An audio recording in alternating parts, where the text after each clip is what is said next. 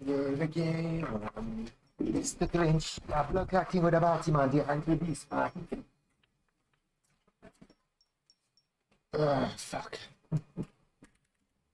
The fuck? Isn't it supposed to highlight the whole bar? Yeah, like that.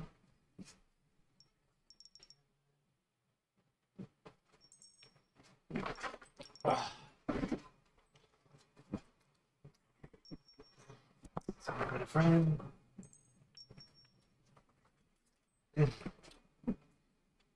It's a good Friday today, ladies and gentlemen. It's a good Friday. It ain't no shitty Friday today, man. It's a good Friday, man. Fuck. Get this shit off me.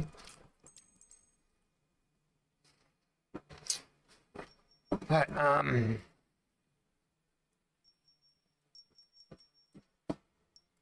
get this game up. I can't see the fucking game. I gotta remove stretch mode, I think, to do this. Oh, there's no difference? What the fuck? Huh. So I've used stretch mode so much, my game's broken and it forces stretch mode to be on. Oh, life of a pro player.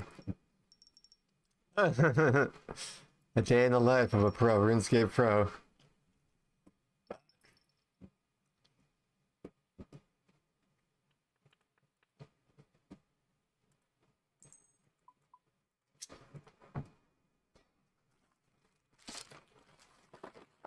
All right, welcome everybody to BeHeCast episode 4. Today we have another very special guest. You guys might know this guy from his illustrious quest guides. He's got some very good ones. You probably learned the 4-to-1 method on Ulm from him, or potentially you might have seen him even in the Galenor games. Mr. Soup, it's an honor and a pleasure, man. Welcome on. Good to have you. I'm just so happy to be here. Honestly, there's zero other places I'd Got his rather own pet be named than after here him. right now with my 2 friends. 3 friends, actually. Shout out Mr. Tits in the background. He's invisible. But yes, very happy to be here. Thank you for the invite. I appreciate it. That's crazy. I can think of like 7 places I'd rather be right now. But this is number 8, though. It's still high up there. It's still top 10. It's still in the Sports Center top 10. So It's still we're top solid. 10. We're good. Yeah. If we could get this cast with like burnt peanut, dude, that's number 7. But you're pretty damn close. Oh, fuck burn peanut, dude. Doesn't play In terms of RuneScape. RuneScape creators, I feel like I'm doing That'd be pretty a solid. sheet, So dude. we're What the good. Doing fuck? pretty, you were slated to be the first guest, but then Moist Critical said yes, and we did bump you back. So that we I don't could have blame you in him the on slightest. I don't blame you in the slightest for that one. I thought burn peanut. He has nothing to do with RuneScape. Yeah, I get it. you know, we're playing the game. But I am very excited for this one today. Number one, because, you know, we're good buddies. You know, I feel like this is going to be fun, calm, loose. I'm not going to be nearly having diarrhea in my pants, That hoping looks that fun. What this world is podcast that? goes well, because I know it's going to go well. So I figured I would assume to start off, most people know who Soap. Planet Earth. Damn, bro. Yeah. Wow. It's not that fun. I'm You hungry. gotta pay taxes. You gotta pay taxes on your income. You gotta pay taxes on everything you buy. Forgive us. That's fine. Yeah, It's just, okay. he calls me Stefan because we're so tight that he forgets like the creator name. It after. rains, it What's snows, you know. I wish. That's a cool No, name, Alonzo. I called you Alonzo in the Discord because my phone auto-corrected. And then St. Tits goes, his name's Alonzo, and I just immediately replied yes. So That's so good. I wish my name was Alonzo. I love that name. It's a great name. Yeah, it's not a bad name. Anyway, Soup, that's what you guys know him as. I normally call him Stefan just because, you know, we spend I so need much to do time more together to them. feeding ducks in the park and Oh, whatnot. I figured Before it would checks, be you just go to beneficial just go ahead and Civ. kick off the podcast with you giving yourself a little it's bit right of in the middle. background on your RuneScape journey, how you became a content creator, and then maybe we get a little more granular. you download Violent More Thieving plugin. Yeah, so I'm an unk. You know, that's such a popular word these days. Okay, In the so I'm out. RuneScape You and just picking pockets in creator the scene in bottom. general. I started Yeah. making RuneScape videos 2010, It's so okay. pre-EOC. Way back Every in the 90 day. seconds you get Coming like up on that. 16 years now of making videos, and I've just been addicted. I think I've uploaded every month since 2010 because I just love playing the game. I actually think I like making videos more than I like playing the game. Like I like creating content more than I like playing the game, which I feel like honestly isn't like that hot of a take. But I don't know. That's just like my direction that I've gone since then. But I think because I've enjoyed creating the content so much, I've come out with some unique series since then. Back early days, I did some PKing.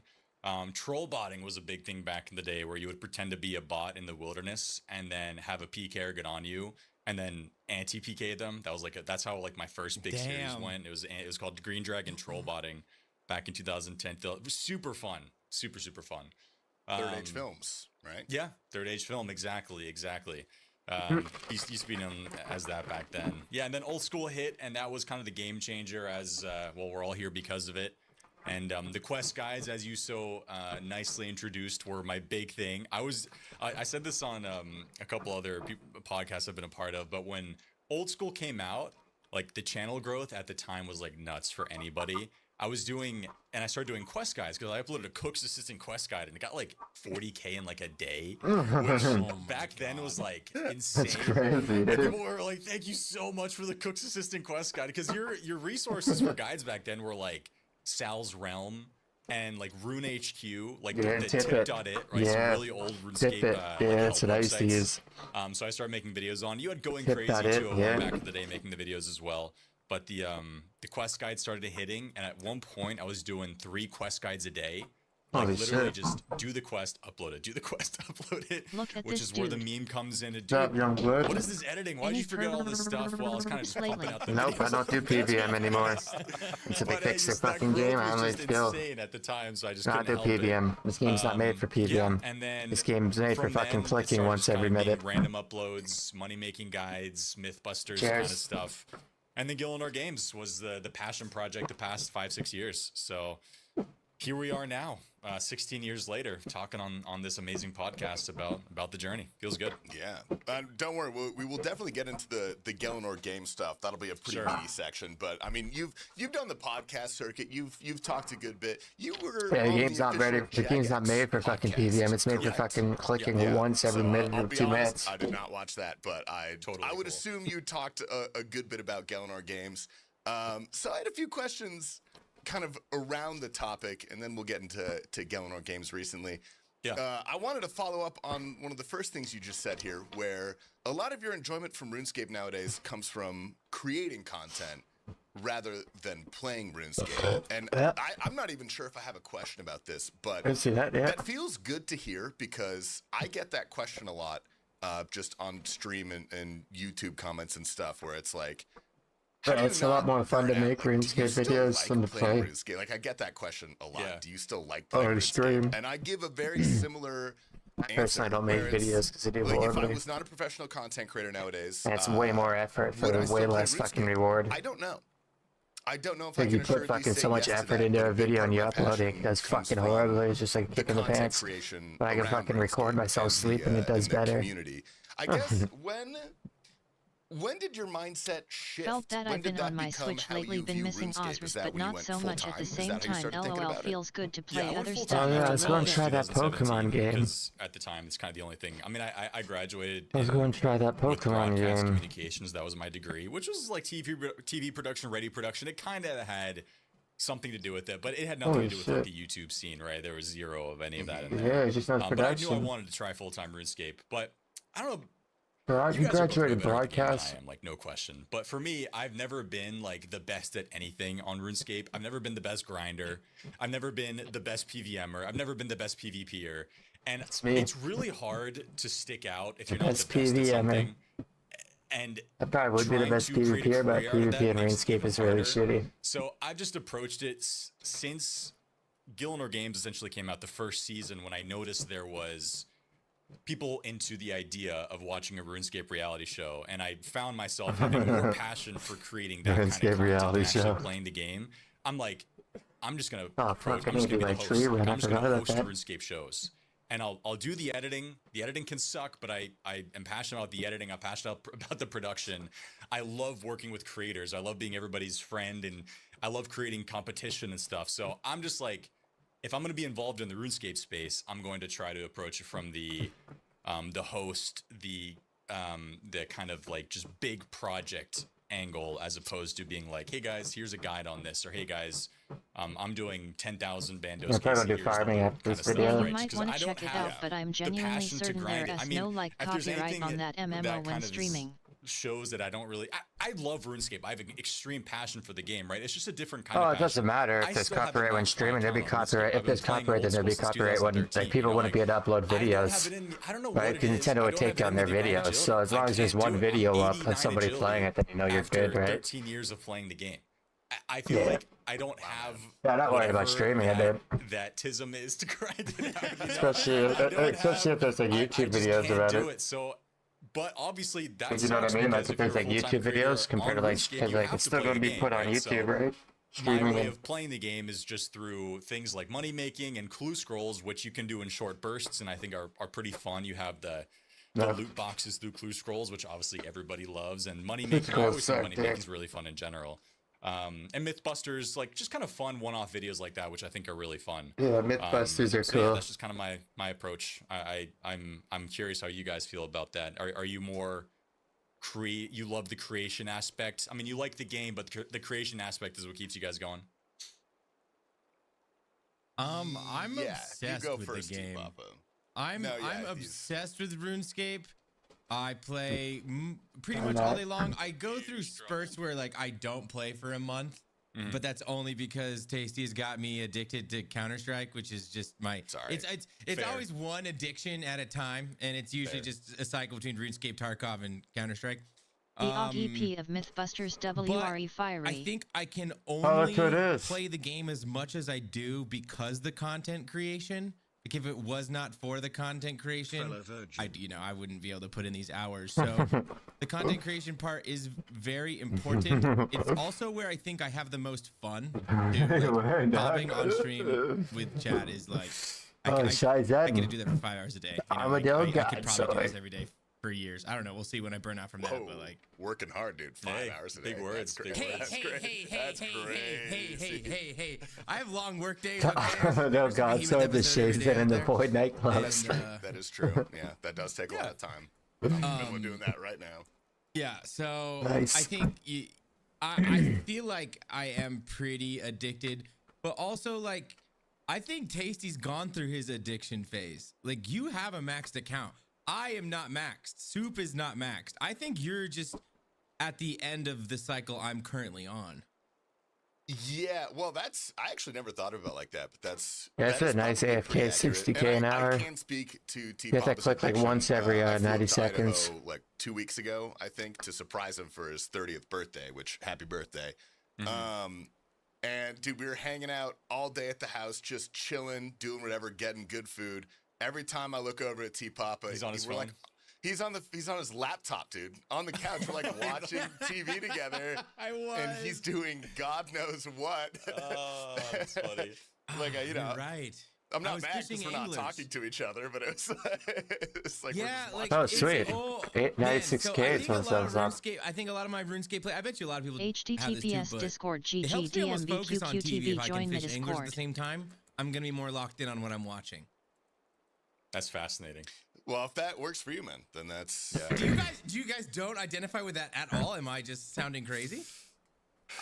I mean, a little bit. I yeah. figure that's how we all got our anglers. What do you mean? I don't play I'm a RuneScape on my phone or man, my laptop. buddy. It's pure Oh PC. my God. It's pure PC. I will say when I had my Iron Man, like I did like a hardcore Iron Man series for 2 years.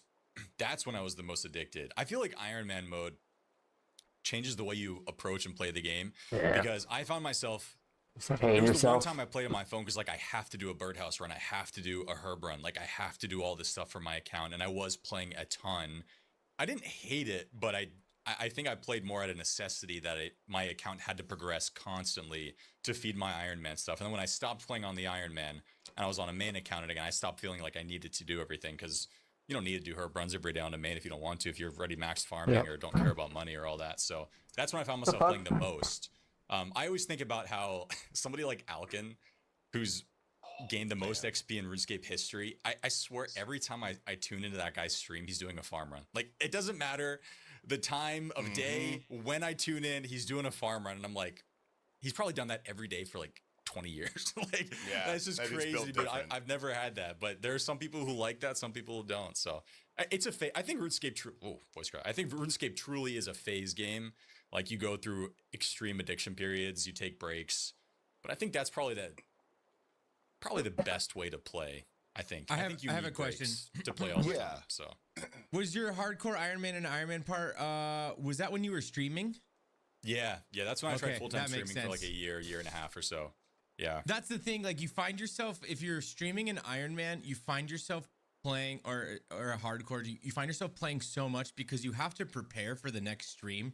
You're gonna have to do 3 to 4 hours of chores so that you can have 5 hours of content. So like, Yeah. that's a 9-hour chunk of gameplay just so I can have a 5-hour stream, you know? So that makes a lot of sense. Yeah, no, that's That's you very fishing succinct way because to put nobody it. wants to watch RuneScape you is, sitting there fucking very fishing. much a game of phases. And you are correct, T-Pop. I've gone through, I mean, I'm not going to even try to quantify them, but many different phases in my RuneScape life, especially before I was a content creator. I remember I picked up old school the very first day, just playing it for fun. And I think I genuinely played, on average, 10 hours a day for 2 years. Like, I think like the stuff that I did, I maxed my account in a year and a half. Okay? I maxed my account so fast because That's I logged crazy. That's logged on insane, that bro. first day and I was like, yeah, I think I'll max this account. That's what I'll work towards now. And I just did that for a year and a half. Like, to put it into perspective, I don't think a lot of people would assume this about me based on the content that they see me do, either on YouTube or stream. I did 3-tick granite for 80 hours to get 99 mining. I could never. I'm writing that down, bro. You get away with way too much. I gotta bring this up a lot. That's No, it's okay. You can calm down for it. Like, I did. Yeah, but it's really the AFK. complete You'll love it once you get there. Phase. It's like an of AFK like RuneScape. 60k an hour, And so I it's think nice. content creation definitely did alter that a good bit because I think what I get out of content creation, you were saying earlier, Soup, that like it's hard to get an edge if you're not the best at something. And I would maybe not disagree, but I think being the best at something helps, but ultimately you need to be entertaining. And you could lean entirely on being the best at something as your entertainment. But like, you know, case in point, Jimmy. Dude sucks at RuneScape. One of the best content creators we've ever had. He is incredible. His videos are spectacular, and I don't think he'd get a fire cape on his first try. Like, you know what I mean? Like, he's a brilliant storyteller. I'm sorry, Jimmy, if you watch this. I mean it all with love, dude. I do. I was talking to him the other day about World of Warcraft. So keep an eye out for me in the next Jimmy video. We'll see how that goes. Yeah, because he left But old yeah, school to I go mean, to that's- World I of think that's Warcraft when definitely everyone how left I fucking approached World it, of is Warcraft to that, go to old school. Like, when I got on stream, I was so excited to talk to everybody. You know, I was excited to just hang out, have a good time, create an entertaining atmosphere. And That's so fun, dude. at that point in my RuneScape journey, I kind of realized, like, hey, I can't just go do mother load mine for 6 hours. Like, that's fucking boring. No one really wants to see that. Like, I want to create an atmosphere of He was making good entertainment. RuneScape videos and he realized his World of Warcraft is more popular. Yeah, and so So he tries to basically, become as a soon World as of I became a Warcraft content creator, I YouTuber. think I really only played RuneScape if And then I all was the big streaming creators from World or of if I was Warcraft making come a over to YouTube video. I RuneScape, so it basically kills the ceased game. playing RuneScape for fun. And then he returns I still after. had fun when I played it, but I think there's just this That was a ever-present massive fail concern trying to that if pivot you're to doing, different like, a boss content. or something, you're gonna get a cool drop, or you're gonna get a pet, and you're not recording it. You're not on stream. There's, you know, like, it felt like a waste of content. Oh my god. Almost. I mean, T-Pop, I'm sure you could. Dude, You I agree with completely that. forgot. Last night, I was doing hard mode top with Penguin at 3:30 a.m. I'm 110 dry. I die P1. I pulled a purple off Was stream. it a good purple? I go live at 3:30 a.m. for 5 minutes to open up this purple, bro. You're so And- sick. Dude, You're I did sick. that. I did it because I'm not taking the heat anymore for this off-stream drop stuff. And it's like you're talking about, it is, you don't want to get that shit off stream. So yeah, I went live at 3:30 in the morning last night, and it was a Justy face guard. Yeah, that's bummer, man. That's what you get for baiting Dude, people you in think with of a all the 3:30 people with stream. their stream streaks that I broke last night. I realized that right when I ended. Ooh. Does that count for a 5-minute stream? That'd be pretty harsh. I don't know, but people are gonna. I didn't realize until after I ended. I'm like, bro, I just ruined so many streaks. They're gonna That be probably so does. angry.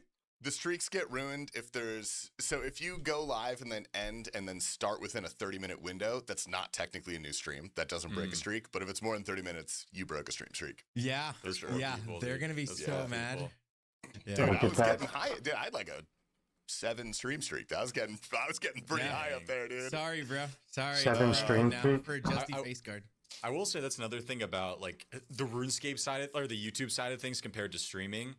Like the landscape is so much different these days because if you have a sponsor obligation in a month, it's like such a risk to camp something for weeks, for example, hoping to get a drop. And then if you don't get the drop or if you don't get what you want, you still need to have the video out. You still have the sponsor obligation. So I think a lot of times you take the less risky route. You try to get video out that makes sense and still is going to be entertaining, which means that you don't do a lot of longer grinds. I think that for me, that's why I stopped doing a lot of like long-term grinds and a lot of boring grinds. Cause I'm like, I spend so much time editing and so much time on the production side of things. It's like, is it worth spending the extra time doing things that are never going to be in a That'd be video? easy hire Because you just nowadays. have all Yeah. this extra content that you're never going to show anybody. Easily. In the limited amount of time you have in a day, Easily. you have to kind of cut your losses sometimes. So for me, it's unfortunately not maxing my account, but on the other side, hopefully getting out enough videos in the year. So Yeah, no, I think that's a very fair. It's one of the struggles with content creation for sure, and that's I've changed up this year a lot because that was an issue for me for the last like year or two. Like I would take these sponsor obligations and I would have these grand video ideas that were just unrealistic in the time frame. And so I ended up just releasing a couple, I'll say a bunch of like half-baked videos that I wasn't proud of because I didn't want sponsors to be mad at me and it's my job and stuff. So this year I've decided to backload videos and just have like 1 or 2 videos unreleased until a sponsor comes along. And then I'm like, hey, take this video. It's you got to ready get to video go. ready to go. Sort of thing. Yeah. So the amount of content coming out of my personal YouTube would be a lot lower.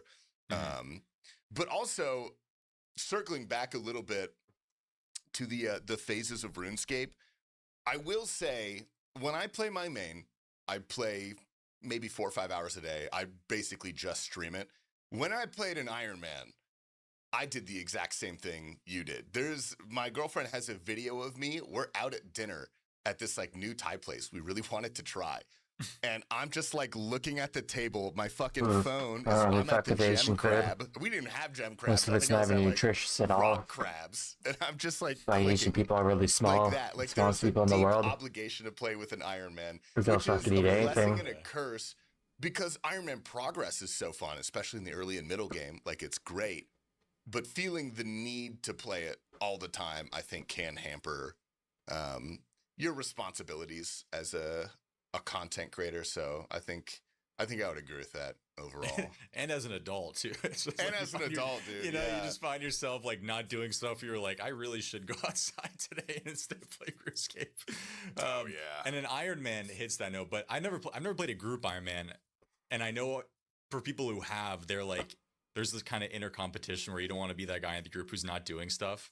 So you Chit-chat. constantly play to try to keep up or be What's like up, young the blood? good member. I've never been a part of that, but I can only assume that's probably a thing as well, which is always funny to me. Me and We've had Tasty some had to try to experience. keep up with No Monkey and Satyr. Like they're not human. So Yeah, you guys aren't winning that, unfortunately. no. Like I played a lot and it did not matter. Satyr was twice as far ahead. Like it was. Yeah. So. Yeah, no, true. That's people who truly love the grind, and I don't want to say necessarily content comes second, but you could tell that they are doing everything they can to play as much RuneScape as possible just because they love playing RuneScape. And that's not quite me anymore. Like I think I'm more in line with you and your philosophy on fun little one-off or concept videos. I do have an interesting question because you said you're not the best at anything. You don't try to be. You find your joy in other places. How do you think you would do if you were a contestant on Gallinor Games? Oh, I think I would do really well at, well, the stuff where you don't need to necessarily be the best when it comes to like PvM, PvP. I think I would like any item spawn challenge, Yeah? sign me up. You really Like, guess, sign man? me up. The amount of item spawn challenges we've done, you know, where is this, where is that? Hide and seek, I think I'd be good at. That kind of game knowledge Fuck, stuff. you Just, I think guesser. from the process of creating challenges and bannings, I've just You'd gained a probably lot be of good at knowledge it. about the game itself. But when it comes to the mechanics and stuff, you know, I've gotten my infernal cape, I've gotten my quiver, like I can handle the basics of Nice. PVM, you know, 4-1. I don't fuck with those on my glitched account. But aside from that, you know, I think I would be a mid-tier competitor. Yeah, this who would glitched try to account will never sneak have away to a Inferno final, Cape or I think. Quiver. I would never be Yeah, seen as S tier. So. I mean, A it could, but final, I'm not that's- going through the that's stress of interesting getting I it because think it's just going to be what way surprised harder me the than it most should be. when I was a My contestant pathing's on broken. Gallimore Games was like I didn't really feel like I could rely on my skill a lot. Number one, because a huge portion of the game is psychology. I mean, it's alliances, it's enemies, it's, you know, secret agreements between players. And then I guess you've never competed, but you probably have a good idea of how high the pressure is. Yeah. In those, it doesn't feel Fuck like it would be yeah, that dude, high, this 'cause is it's just furry a hat fun on. game between friends. Like that's the environment that's been fostered every time I've, you know, appeared in anything Gallimore Games. Like, it's Dancing, just holy good fun shit. and we're all friends and there's no God. beef or anything. But man, when the recording starts, when the challenge starts, it feels like there's like a gun to your head and you're like, oh fuck. Because okay, you gotta guys do all get into a this. call and then like you get shoved all these rules down your throat. You can't do this, you can't do this, you have to do this. Here's the challenge, something you've never done before. You have 5 minutes to be like, okay, what should I do? And then boom, time starts, right? It's just like almost zero prep time. So Gang. competing against some of the best other creators in the game. So there is, I think got there's one that thing that you don't really stuck in understand my until you're a brain. part of it. Truly, I think that Yeah. is really difficult. Yeah. I think a fantastic example of that is in My the brain latest is season made of Gallimore out of Games. fed That one mine. challenge you had What is in it? Federline? Finkenstrain's castle. Fedeline or where you Fedamine? had to attack a bunch of different people Federline? with different weapon styles. No, that's Federline. Like, when Isn't you're- Federline a person? Yeah, Federline is a person. Federline. Federline is a person. Kevin Federline, right? Yeah. Okay. Federline. Fentanyl. Fentamine. Fentanyl. Fentanyl, that's it. There we go. Watching that, Fentanyl. like I sat there, even Fentanyl. me, who like is aware of the pressure in these situations, I sat there These and I was like, fentanyl I'd be him. first place. Like this is the easiest thing I've ever seen in my life. And then you watch like a fantastic player like Odablock just completely bumble it. Like he's one of the best players in the game, and he doesn't really crack under pressure. Like you don't see LOL. that in PvP competitions. But like the, you know, it's Hey, just never been under pressure in a Something long as simple time, as huh? forgetting and you're out, you know, like Like, it's it's just been one easy, you mistake never had to with the work pressure. hard. It's crazy, and you're going against like somebody like No Monkey who was doing door ladder. He was doing the Michael Raxon around those things, as he would say, like just going so Michael quickly. Like it's so high pressure. It really is. So, and that's what makes it entertaining, but also makes it really hard to win. So. Do you think if you were on Gallimore Games, you'd be conniving? Are you the solo mission type? Are you the Bodhi type? Are you the... I don't know. Those are two sides of the spectrum.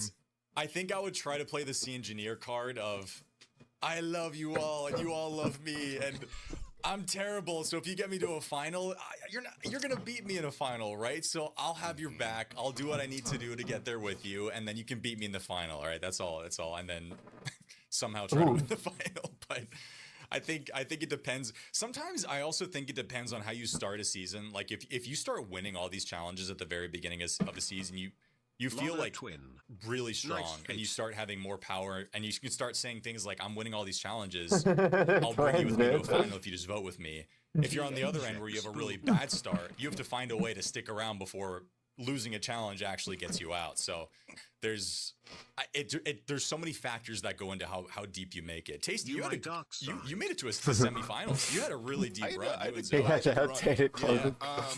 I also did kind of the Sea Engineer thing. Like, full transparency, like, I could have done far better, but, like, I was new to content creation. I didn't understand the pressure. I didn't really know how to play the game. Like, there are a lot of things I look back and was like, yeah, I could have made that more entertaining or whatever. But I will say the general strategy I went with worked very well.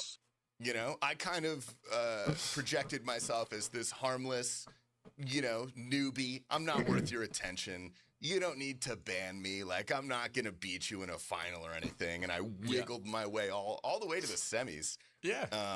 And then I almost survived another round, I remember. But the thing that got me out was dying in a corrupted gauntlet.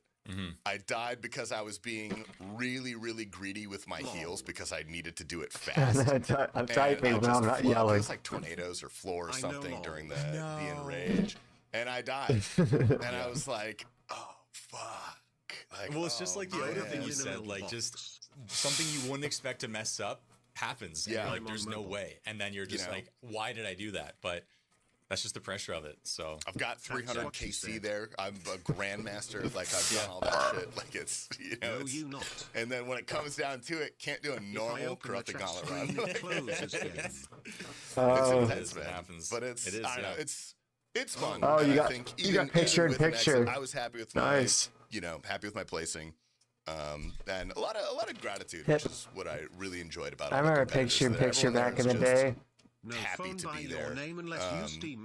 Bit of a salacious question, and you do have to answer this. Okay. You can't defer. Who's the worst person you've ever worked with on Gilnor Games? oh God, that is why. And why is it Rakesy, dude? Listen, I'm not gonna say Rakesy because I do like Rakesy, but I will say in season 1 that was the most stress I've been in when it came to a filming session because he didn't show up the day of filming because he was practicing a Christmas roast. No, it doesn't show mobile icon for me too. I don't know why it doesn't. I believe he was preparing how to prepare his Christmas dinner, and that's what he ended up not showing up that day for. Luckily, we found a sub last minute, so I was able to fill in. But I think that remains the most iconic, like, difficult day we've had since then. So that is my favorite story. I truly, in classic me fashion, I have to say, I truly can never be really that mad at anybody because everybody's doing it in their free time. Like, everybody's doing it. I'm not paying anybody like money to be there. So whenever we agree on a time, people are taking time out of their day. So I'm never going to be like, how dare you? You know, like, what is wrong with you? It's more just like the last second, like, I can't make it, or I'm like, oh God, okay, like, this is where things get a little No, he crazy. said he's undercover. But yeah, I think that's what I want to dive into a little bit. So when I'm watching this, you know, just even organizing a podcast with one other person can be difficult sometimes. You were very easy. We're not talking about you. We're not talking about you or any. I'm just saying, we're on episode 4 of this, but we've done podcasts in the past. Organizing people is very difficult. Yeah, I have to fucking caps locks so many fucking times that I don't even worry about if it's on or not. Like, what is that? What does getting that first episode with everyone there look like? Like, how do you do it?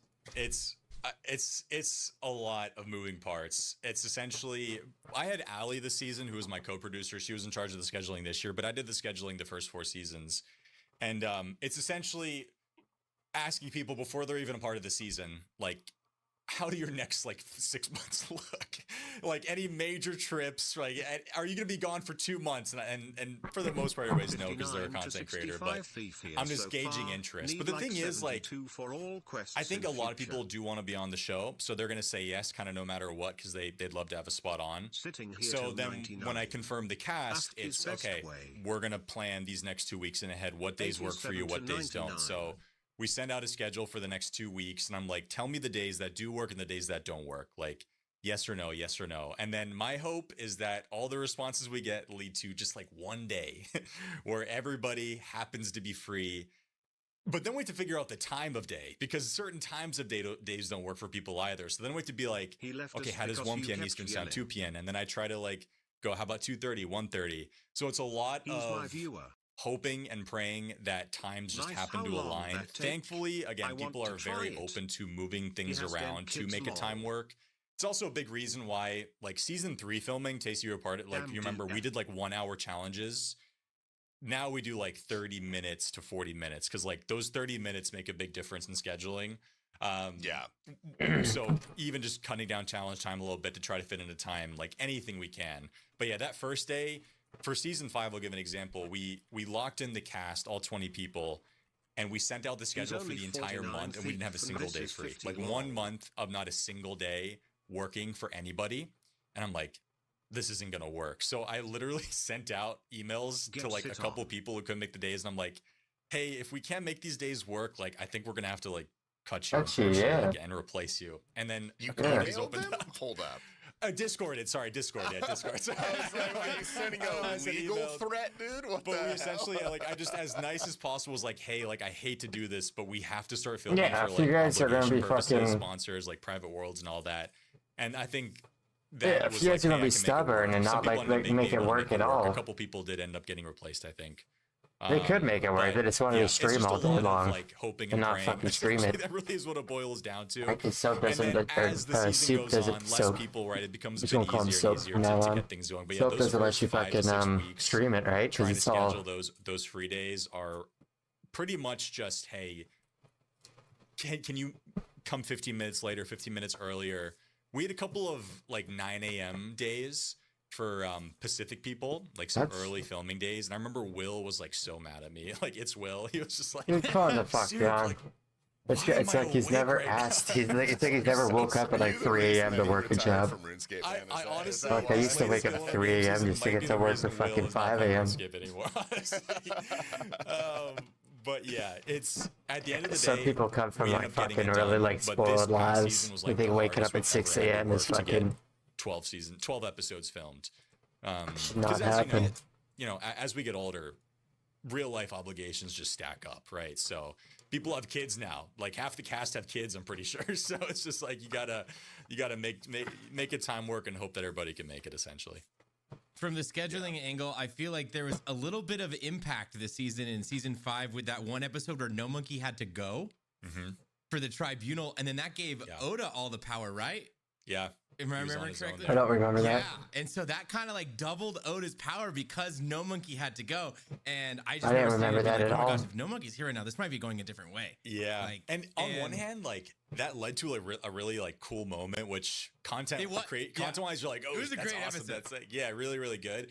But that was the thing, like that episode, I was like, what if we just delay the tribunal call and the banning until the next day? But then people in the call were like, well, that's going to give them time to talk behind the scenes and think about it, right? That gives them extra time.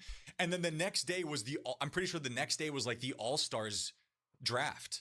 So there was, and then All-Stars started. So there was like zero time to make it happen. So we're like, Holy, we what had to make stress. we had to make a split-second decision to be like, you guys have to do this like now. And I think No Monkey had to go because, or he wasn't there that day because hard mode Yama came out, and he's like, I can't film that day. Like, I have to do hard mode Yama. So it was just like, we just have to make No this work. Monkey. Like, we just have to make this work. Hard mode Yama, what the No, he fuck? doesn't do anything. I didn't even know there's such thing yet. Friends, but like, all he does is RuneScape content, man. That's crazy. Yeah, it was like, yeah, this season, out of all the season 2, I always say this was amazing because not because Oh, not they because just of had COVID, earphones. but COVID meant everybody was inside and had to be online, and like nobody could say no to a filming time because like nobody could be anywhere. So we filmed like 1 to 2 episodes a week. We got 11 episodes filmed in under 2 months.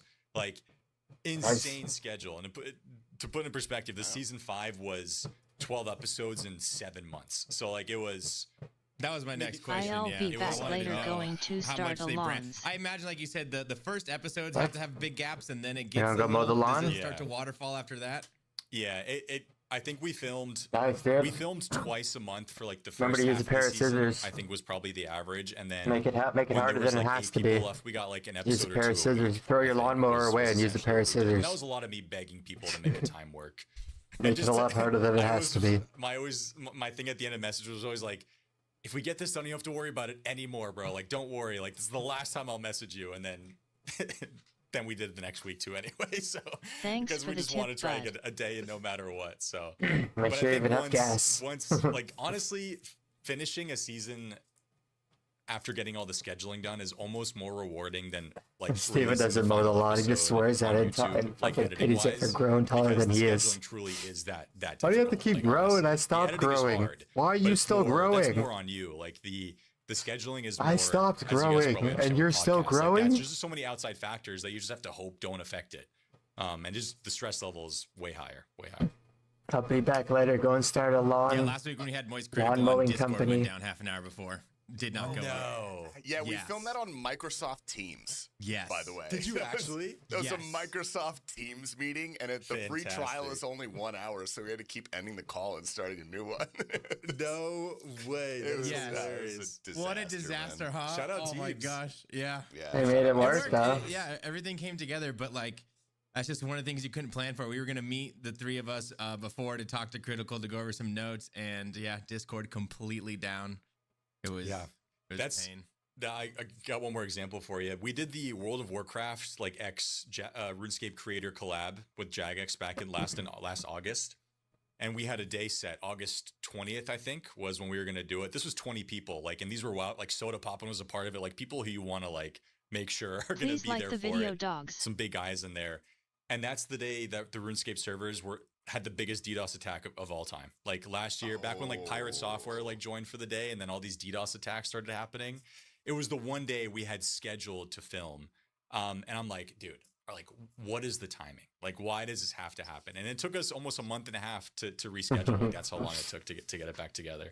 Thanks, So- Pirate Software. Yeah, that's what everybody was saying in the call, which is really funny. But yeah, that was, again, dude, scheduling, bro. Brutal. I don't know if you watched any of the Critical Cast. However, we did throw you a bit of Critical a bone. I cast. did see that, yeah. All I'm saying is that if there's any sort of Gallinar games coming up in the future, Critical could be a part of it. And also, you do have to include me and T Papa because we set that up for you. I think- But, back and shield. I uploaded a video recently talking about like the future of GG, and I I think watched the watched whole that. thing. Yeah, Yeah. we both watched the whole thing. Thank you guys. we were think going to ask questions about it. Yeah. yeah, perfect. Well, we can maybe talk about it later then. But yeah, I have a lot of plans for the GG multiverse and stuff that's less stressful to Yeah, film than an Tyler entire one, season. fucking That Critical. still lets me get as many people involved as possible. can't think of and anyone still else, but- be as fun as possible. Because it's like, I think Critical would. It seems like in the podcast and in general, he'd be down to do like 1-2 episodes of something. Yeah. 12 episodes of something might be a big ask, so that's why I think something kind of different, but still in the same realm. You're like a is team probably battle. Tyler one picks future creators to some and fucking extent. Penguins So, yeah. picks In creators. the GG verse, with the idea of having a smaller season with a name like Critical, what other names would you want to toss out for a version of that? It's probably the biggest There's so creator many I can people think that play about. RuneScape. Like, I wonder if I would just tweet out like non-RuneScape creators who play RuneScape who wants to be a part of a RuneScape reality show. Like, Yeah. just put out the parameters of the show on Twitter and just see what kind of names reply. Like, honestly, keep it like that. Yeah, Like, and somebody nobody like knows who Jake, else right, plays. who- NFL off season right now, maybe could make time. Probably not during the season itself, but just names like that of Yeah, other there's creators. nobody Like, else Tfue knows. plays, right? Like, I feel like you could have like a celebrity cast Yeah. play Could, the game. Easily. Like, Tyler easily. one, Chig. Yeah. The Madden guy who you did the one-off video with. MMG? Oh, MMG? Yeah, MMG. He's one of my good friends. I could get him on there for sure. Easily. Yeah, like if we did like a 2 to 3 episode, like some kind of 4 episodes, I'm not sure, like realistic kind of filming session, I think it could work 100%. And I think more and more, like I know Baby No Money has played before, like Chris, the guy called Crispy has played before. Like imagine all these guys agreeing to be on and just it's you guys know what it's like to in your head be like, this would be amazing, this would be awesome, right? And then actually making it happen logistics wise is a different story. But I feel like there'd be zero issues coming up with like a celebrity X OSR's creator, like kind of like we did with the WoW thing, but with a celebrity edition. I think it could definitely happen for sure. Yeah. No doubt. Yeah, I think that'd be worth looking into, at least in the But no fucking in the long fakes like term. fucking Alan no Walker. question. We don't need Okay, those so fucking when thinking about the challenges motherfuckers who that you have fucking done careers in are Gallinar dying, so they games, pretend they're RuneScape has there players. been a And challenge they that bullshit like was that. too grandiose that you've had to that you didn't do it, or you're still workshopping, or is there some challenge that's in your head that's just like, man, I want to do this, but I can't because of this reason, or you hit a brick wall, or Yeah, there's like so many challenges where I wish I could just adjust people's stats on my end, right? Just be like, hey, you guys have 1 agility, go run through the underground pass or something, right? Stuff like that. That's Or so sick. or just like spawning a Jad. One of the ideas I really wanted to do was a 1v1 PvP fight or like a 3v3 or something, and Jads are attacking everybody. So you have to focus on Jad attacks and the other attacks. We kind of did it on this past season, like the boss slayer PvP challenge we did, where you have to pay attention to the boss attacks and the other attacks. I thought That's that was actually really probably good. a better way to rework PvP. But that requires dev time from Jagex, where they need to, you know, actually code things to happen, which for the sporadic scheduling we have for GG, it's just not feasible to be like, Jagex, we're doing this on this day, because we sometimes find out days before, you know, when we're filming. But then also things like challenges that it would be really cool to do like an 8-hour endurance challenge one day, you know, just like, I don't know, just like you guys have 8 hours to build up an account, or 8 hours to get as many boss kills as possible, or 8 hours to do like, or to stop jumping the wilderness ditch that's popping off recently that Settle did. Start from the kill the easiest boss and try to kill as many bosses in 8 hours as possible doing the ladder challenge, right? That would be awesome. And I think maybe for a one-off it could work. Just the limitations of the scheduling and having everybody there for that time frame just isn't possible. But I think if I had to say one thing, it'd be one of those endurance challenges where you have to do something for like 8 hours. Like that, I feel like mentally is another way to challenge somebody, where you don't necessarily have to be the best at something, but do you have the mental to like do agility for 8 hours or something, you know, just like pray flick for 8 hours, you know, that I think that'd be really interesting. Do not invite me to that season, please. But you never know, bro. You never know. I've watched a lot of Survivor in the last year, and obviously Gilnor Games is a little Survivor inspired. Sure, right? sure. Yeah, that's the case when you get down to the end of the season. Usually that finale is an endurance. I watched Survivor when I was a kid. You had that a little bit in the Jad episode, the triple Jads. It's still probably going too. Right? Did they have 5 prayer points? They had like the prayer flipping thing, or they had 5 or 3, one of the two. Yeah, I think it was 5. I think it was 5. Yeah. Which, like, that 5 minutes of doing that is insane, and I think No Monkey did it right. I don't think he got like 440, and then he died. Very close. Yeah. But yeah, I like challenges like that. But it's the one thing that kind of sucks is some people just like are automatically eliminated. Like when a challenge like that happens, like you kind of know. And they will admit that themselves on the challenge. Like SkillSpec said it himself, like Soup, like this is the worst challenge you could have done. Like like people just said, I didn't put this in the episode because I didn't want to spoil it, but there was like almost all the confessionals were like, oh, you just gave No Monkey the win for the first challenge. And guess what happened? Like No Monkey won the first challenge, right? Because, well, you expect him to win, like it kind of caters towards him. So when you're trying to balance the playing field, I think that's always important to take into account. I think everybody should have a shot to win, but with how RuneScape is, some things are just the PvPers are going to win the PvP challenges, the PVMers are going to win the PVM challenges. Yep. I think that's why like the quirky game knowledge stuff ends up being so popular, because everybody has a fighting chance in a sense, I would say. So yeah, when well, sorry, go ahead. I was just gonna say, as a viewer, I really like it when the playing field isn't balanced. Like when one sort of challenge will cater to a person, because you never know what the challenge is going to be for the next episode, and so you're kind of just waiting in anticipation for it to see if it's good for you. And you know, some people will pop off, some people will very expectedly do poorly, some people might be a big surprise. Like I think that generates really good content, even though it might not necessarily be fair. But if every challenge across the board was very fair, I feel like it would kind of be boring. Because like, it's a hard balance to strike. It's a hard balance to strike, because I feel like that's one of the it's one of the, not complaints, but people watch the show with like their girlfriends and their wives, and a lot of like the high level PvP and PVM stuff is like super intricate, high level gameplay, where if you were to say like, oh, he just Shark Karam one potted triple AGS spect destroyed this person, like very few people will understand that, you know, that logic, that string of words. So trying to like make it easy to understand, but still hopefully one tick a switch challenge where into an the AGS smarter person mall. and better person's gonna win. I think is like the best challenge you can do. But it is sometimes fun just to see somebody cook a challenge. This Like, just 4-way absolutely one tick create a switched challenge. into an Like, AGS Otoblock mall. during the PvP challenge we did, where he had worse gear compared to everybody else. Oh, and that it's- was so good. And then still like cooks. Like, I mean, what's better? Like, that's just elite gameplay. Like, that's really fun.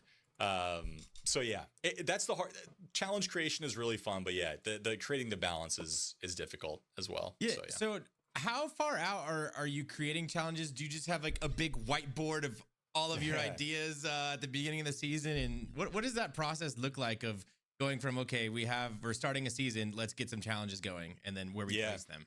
Yeah, at the end of every season, I do a Google form, and I ask viewers to rate their favorite competitors, rate their favorite challenges, and I have a suggestions box where people can suggest challenge ideas and banning ideas. And we probably have like 1,000 suggestions like from people. We legit just copy and paste the ones that sound like they could be fun to do. Probably end up when we're creating the season, probably have like 150 to 200 challenges that we to choose from.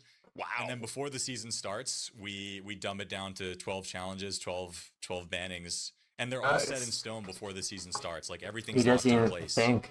He just has all the fucking people video ask me ideas quite sent to often, him, like, do you basically. choose challenges and bannings based on who's in it. Wow. But no, all that stuff is chosen beforehand because, well, then it's scripted. Then it's kind of rigged at that point. So Yeah, he has so many so, fucking there's a challenges being ton. sent to him. But that's fun. Like it's fun to comb through challenge ideas, banning ideas. And then you could I probably would say create ones probably at off this of their point, it's like ideas too. 50-50 between community ideas being in the show and like shows that me and like Ali come up with, which I think is a good balance. One of my favorite things from this past season was when you guys did the rebalancing of the teams into duos. Mm-hmm. So one thing that's really important for me, because I'm a massive Gillian Games fan, and if you go man. live after the episode comes out, it's immediately spoiled for me. So I have to cram in that episode before I go live. Like Yeah. it has. And I remember I was out one day and I was doing some errands, and I had the episode going on in the car, and I was not watching. I was simply listening. Of course. And I've never been. He looks at his phone the whole time. anyways, it got to that part where they had to type like who they wanted their partner Yeah. to be. I want you to know I was driving and I could not miss it, so I pulled over. No way. And I got just to my see what phone out, happens. and I'm like, because that was a little bit more visual. I couldn't just solely listen, you know, Yeah. because maybe I'm glancing a little bit, but like I needed to see who typed what name and Who was with I want you who. to know, I pulled over my car to watch that part of the show. That was so good. That That's was awesome. such I a love bridliant that. idea. That was one of my favorite parts of the whole season. And then you dude, got hell yeah. Will having no friends. That was Yeah. also just hysterical. Like Oh, I was, no, dude, I poor was, Will. I was laughing Poor so guy. hard. Oh man, there's some behind the scenes. I don't know if I've ever said this before, but there was I'll leak it on the Behemoth podcast. When we were choosing the teams, we did this 15. I pulled everybody in a call for 15 minutes. Like this was just not even. It was a different day than we actually scheduled. And I told them the leak, like, or I told them the surprise, like you guys have to type in Discord the name of the person you want to be with, but it has to be on go. You can't do it until I say go, so nobody else knows who you want to be with. You guys have 1 minute to type your name. In that 1 minute where I told people to wait, Otoblock typed No Monkey's name 3 times in the chat and pressed enter. Like Oh my he did not God, even dude. like he didn't even he never waited for the Yeah. go to do Kinda it. I can see that. Either because that's the thing, either because I think it's Otoblock and he just like maybe wasn't paying attention, wasn't listening. Alright, thinks he's in or charge he of was, fucking like, everyone. psychologically being like, nobody picked No Monkey, I'm picking him type stuff, which was really interesting. Some fun behind the scenes for that, but it was so funny Bit because of underhanded play right there. it was interesting. Yeah, I don't think I ever asked Oda if it was on purpose or not. I'm curious what he would say to that. Oh, I'd love to know, because that's but it huge. was- That We'll was get him on the yeah. podcast. We'll ask. Yeah, it was so funny because I was like, guys, do it on go. Okay, so I did 3, and then he posted on please 3. don't. Like, didn't wait for the go. Just don't let him be the next guest. But yeah, that was some fun behind the scenes of the team. But I felt really bad, honestly, doing it because you know what it's like doing those kinds of you have to pick your teammates. Like some people don't get picked, right? And it's like your classic dodgeball Bro, team my thing stress situation. personally, you know? I was like, this is so good. It was Yeah. such a good idea. Oh. Yeah. It was it was, and then Will was like, I remember Will was so pissed. Like Will was Yeah. freaking out. He's like, what is going on? Like, what is going on? Like it was a heated 15 minutes. But yeah, the teams that came out of it ended up being really entertaining. So it was a good twist. I appreciate the kind words. And way to be responsible and pull over for that, honestly. Very, I very had good. to. Very, very good. I had to. It was so good. So I have only, I think I got into the RuneScape content creation scene around, I don't know, 2020. I'm a COVID baby for sure. And before COVID, you hopped into a Jagex Discord call and said some very interesting things on the Jagex official live stream. Can you tell this story, Soup, for the listeners that have not heard it? Again, I can. For the I got you. 5,000th time. Okay, I'll set the scene, and this scene setting actually helps everybody. It'll help you guys and help people understand why I was so excited. So I had just finished college classes for the day on a Thursday. I had no classes on Friday. 3-day college weekends are the best. 4 days in college, 3-day weekends. I was so excited to be done for the week because I think I was playing a ton of RuneScape and H1Z1 at the time, which like were my 2 favorite games. So I was so excited just to like pretty much just game all weekend. Now, not only was I done with classes, I had just gotten home to my apartment that day after stopping at Starbucks. So I had a Starbucks caramel frap, and my library at college had a Starbucks in it, and they had sprinkled. Don't fuck with Starbucks. It's overpriced and it tastes like shit. Part of their bakery lineup. So I had a donut, I had a caramel frap.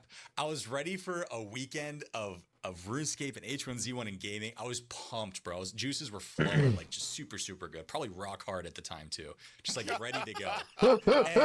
And I remember I hop on my PC, and this is something I don't know if people know, but the Discord channel that I jumped into wasn't like a Jagex channel. This was just like a friend channel. Like this was a channel that like was just with friends. So when I saw Jagex Ronan, who's still my friend to this day, Ronan, shout out Ronan, Goody, and then the other JMod was Merchant, I saw them in a call. Like they weren't streaming in Discord, it was just 2 of them in a call together. And I'm like, my boys are online too? Like this day just got even better, right? This is awesome, ready to talk some shit. You know when you join a call and your boys are in there, you just say something, like you just say to stir the pot a little bit, just say to announce your presence in the call, right?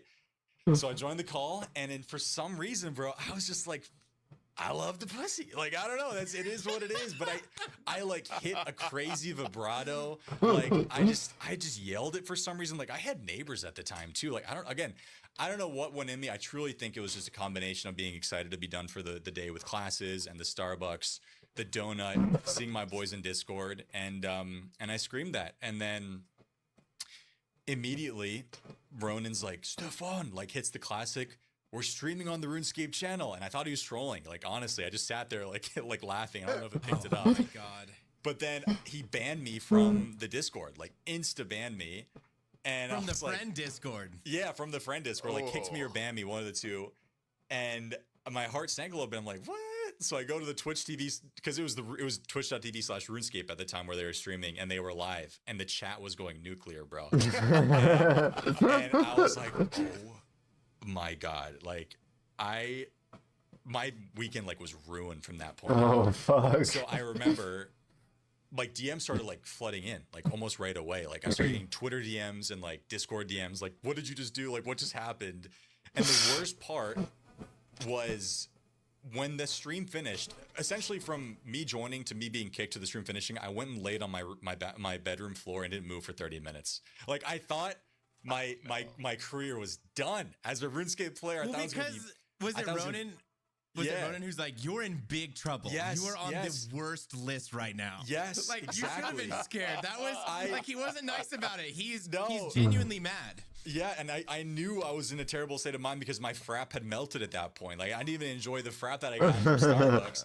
So I'm laying on the floor, literally just like this. Like I'm drained. I feel terrible, like awful. And then to make matters even worse, Ronan DMs me on Discord and he says, it's a link to join the server again after the stream had finished. And he says, Stefan, period. Get in here now, period. Like no emojis, no exclamation marks, just 2 periods. And I was like, when people end a sentence with a period, it means they're fucking mad at you. Exactly. And that's what that means. Exactly. And I was just like, oh my God. So I was like, well, this is it. Like no full-time RuneScape after this. Like it's over. So I joined the call and they are laughing their ass off, bro. Like they're laughing so hard. And I'm just like, I'm doing that Homelander gif where he's like, he starts like laughing with the crowd and everything too. And they were laughing. And then I remember getting a DM from Archie, Chris Archie at the time, who was at Jagex, and he was like, Lamau, like all this stuff. thank God it was seen as funny. That's all I'm gonna That's say, why they bro. named a pet I'm after him, so 'cause he's happy been everybody was friends so with the chill J-Bods about for it, time. and I'm happy that it's seen to this day and feels like it's held in high regard, which is really funny to look back at. We're coming this year. Actually, is the 10-year anniversary of the clip, which is makes me feel super old. But I've also seen makes that me be clip. like, damn, the scene's come a I long just, way for since me, then. being a fan and, you know, Man. having watched RuneScape Gillinor games now, I look at Yeah. you as the most professional. You know, he's got the best production. And then you go back 10 years ago and he's hopping in the jacket. was a different He ballpark, loves bro. the pussy, dude. It was a different Old ballpark. Stefan, bro. It was a different world back then, dude. Different world. Legit, I've had such a crazy like arc, like the quest guides. For a good like 6-7 years, I was genuinely known for terrible quest guides. Oh my god, I didn't even do that on purpose, guys. I promise you. I'm so sorry. I promise I'm you. so sorry. It's not even on purpose. Like arc, like the quest guides. For a good like 6-7 years, I was genuinely known for terrible quest guides. Oh my god, I didn't even do that on purpose, guys. I promise you. I promise you. I'm so sorry. It was not even on purpose. That was not even. I saw the hand. He movement. It was hasn't not even on changed. purpose. He's still the same. Oh my god, Who would have thought? Sorry, dude. It's so funny. But yeah, for a good, 7 to 8 years, I genuinely had I was known as like just shitty quest guides, screaming, "I love the pussy," and then having a hardcore that died because his monitor went out. Like that was kind of my thing. So Gillinor Games definitely saved me and my channel, like no doubt. You got when you crazy when you say PR. when you say your accolades, you got to toss on the Ulm guide. I think that's pretty iconic. Oh really? Okay, I'm down to do that. You I'm taught down me to do that. Ulm. Yeah, like Okay. for sure.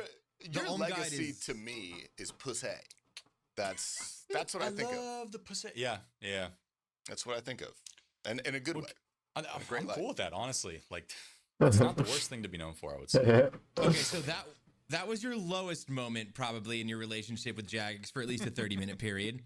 How are they now with you with Gillinor Games? I know They you named a mentioned pet a after him. private server earlier, and you mentioned constraints in what you want to do being on server side. Is there? Yeah. What's that relationship look like when you're trying to plan something? Dude, the Jagex communication with creators, which you guys can probably attest to, is like night and day. Like a decade ago to now, it's like if you knew and talked to a JMod, it's like, damn, like congratulations, like that's awesome. Like you're talking to this guy. To now, to them going to like occasional communication to willing now, they want to partner with creators to do things is just insane. So last year they approached me for that World of Warcraft's GG episode with RuneScape guys, and for them to do that and then be willing to put it on their own channel and have hype behind that. There's just one And, episode. now constantly Need be more putting of on those. events like I should know All-Stars, the World of Soul Warcraft Mission, players and left. Dead Man Factions, and it's not slowing down. Definitely like things that are going to be coming out night and day. And they are, dude, shout out like the community management team. They're awesome. Like Aiza, Sween, Sarni, all those guys. I have so much love for them because I think they just truly changed the game. And I'm thankful that I think they understand how important the creators are for the game. Not to toot our own horns, but I think RuneScape is really succeeding because of the content creation scene and how many amazing creators there are pushing out content. Like It's more people that watch it than play And I it. think Jagex is making this smart. Like they're doing the right thing and realizing that and working with people, which has led to some of the the greatest events and moments the game has seen. So I'm really thankful for that. Yeah, no, I am eternally grateful because I started content creation when Jagex was already like well connected with creators. So I came into that space and I was like, oh, we just get to talk to you guys? Like, that's so cool. And coming from the game that I played before RuneScape was World of Warcraft. And I don't know if you've ever played World of Warcraft, but the general sense is that the developers will not talk to the community members unless under threat of death. Like that's, you gotta like really twist their arm to get anything from those guys. And so it does feel really good. And I agree. I don't want to break my arm jerking myself off here, but like the content creation scene is, I don't want to break my arm jerking myself off. And I think it's good for everybody. It would be fucking horrible. It'd be a horrible story. Relationship, I feel. It was so funny seeing the WoW guys when they all came over last summer, and They all make J-mods are Iron appearing in their Mans. streams and turning into like Jads and like talking to them in their Twitch chats and in game, and they're like, They'll make this Iron is Man and insane. fucking Like, die. these And then developers are just talking quit. to us. Like, this is crazy. Like, it made me be like, damn, we have it good over here. Like, honestly, like so many games, that's just not a thing, especially with WoW. So, yeah, shout out to the team, bro. They're the best. Honestly, they're truly the best. Yeah, well, I think that's probably a solid point to wrap it up. We're going to move over to the Patreon cast, where we're going to talk deeply about all of the personal aspects of our life. We're going to tell our deepest, darkest secrets, any times we've been arrested and whether or not we deserved it. Thank you guys for watching this episode. Soup, you were a spectacular guest, man. Thank you very much. I appreciate it. This was good fun, dude. I hope you guys enjoyed. If you would like to check out the Patreon, you can do a 1-week free trial, after which it will charge your credit card. So I'm please saying forget salt scans and chaos. keep It's that part subscribed. 2. We love you guys. We will In Gillinor, the grind never stops.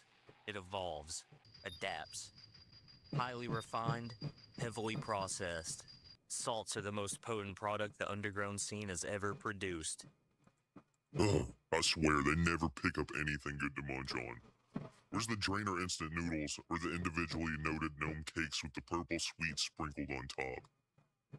Dude, it's really hard to look tough when you keep filming me 24/7. Would you, like, stop, maybe?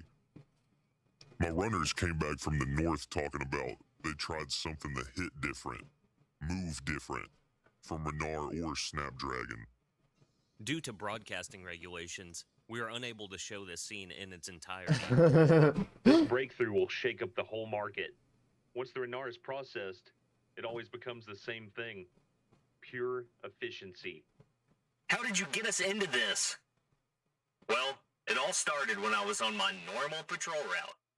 I made my way through the Wildy to the Ferox Enclave to bust the average LMS solicitor. Then I made my way to the PvP arena to make sure they were doing clean fights. Hey, let me get 50k on Noob Slayer 7, please.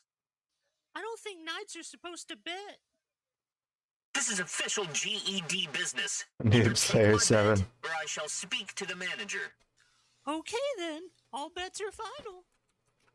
Wait, I misclicked 500k, not 50k. That's my rent money. Let me get that back. All bets final.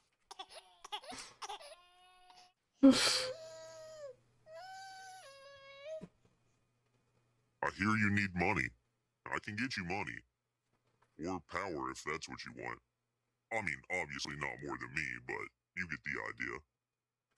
I don't need your dirty money. This is gonna be awkward, but you just use dirty money to make that bet with. No, it can't be true. Our paychecks say paid by Astro Innovations. You're missing one important detail. And what might that be? That I own 51% of Astro Innovations through an offshore account in Varlamore. Oh my Guthix.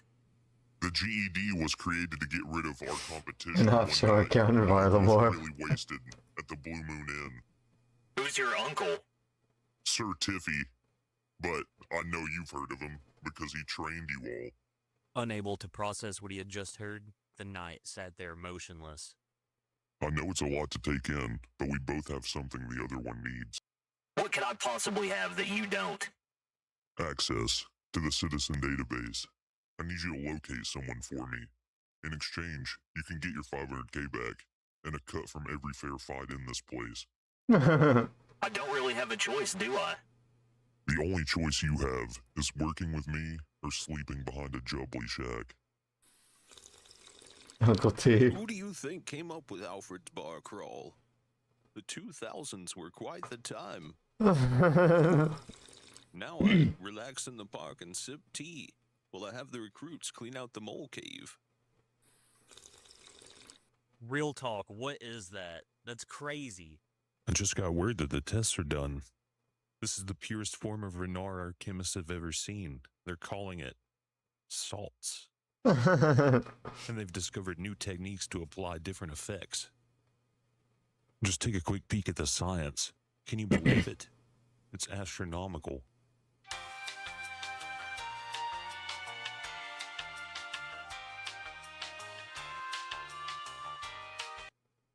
What's good? You ever heard of a nerd log?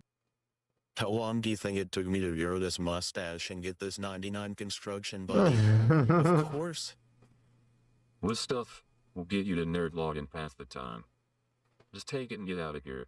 You didn't get it from me. Whatever you say, buddy. The wiki doesn't list anything about salts. When did this get added? The wiki. Get lost before one of these guards sees you. Better hope you got 99 agility. Hey, you with the mask! Freeze! Stop right there! Show me the inventory. We got word there's an operation somewhere around here. And look who's got something that I've never seen before. It's just a little something to take the grind away. With an amount like this, you're gonna be sillies with worm brain. Oh no. If I'm reading this map right, we should be to the facility within the hour. Yeah, to be continued.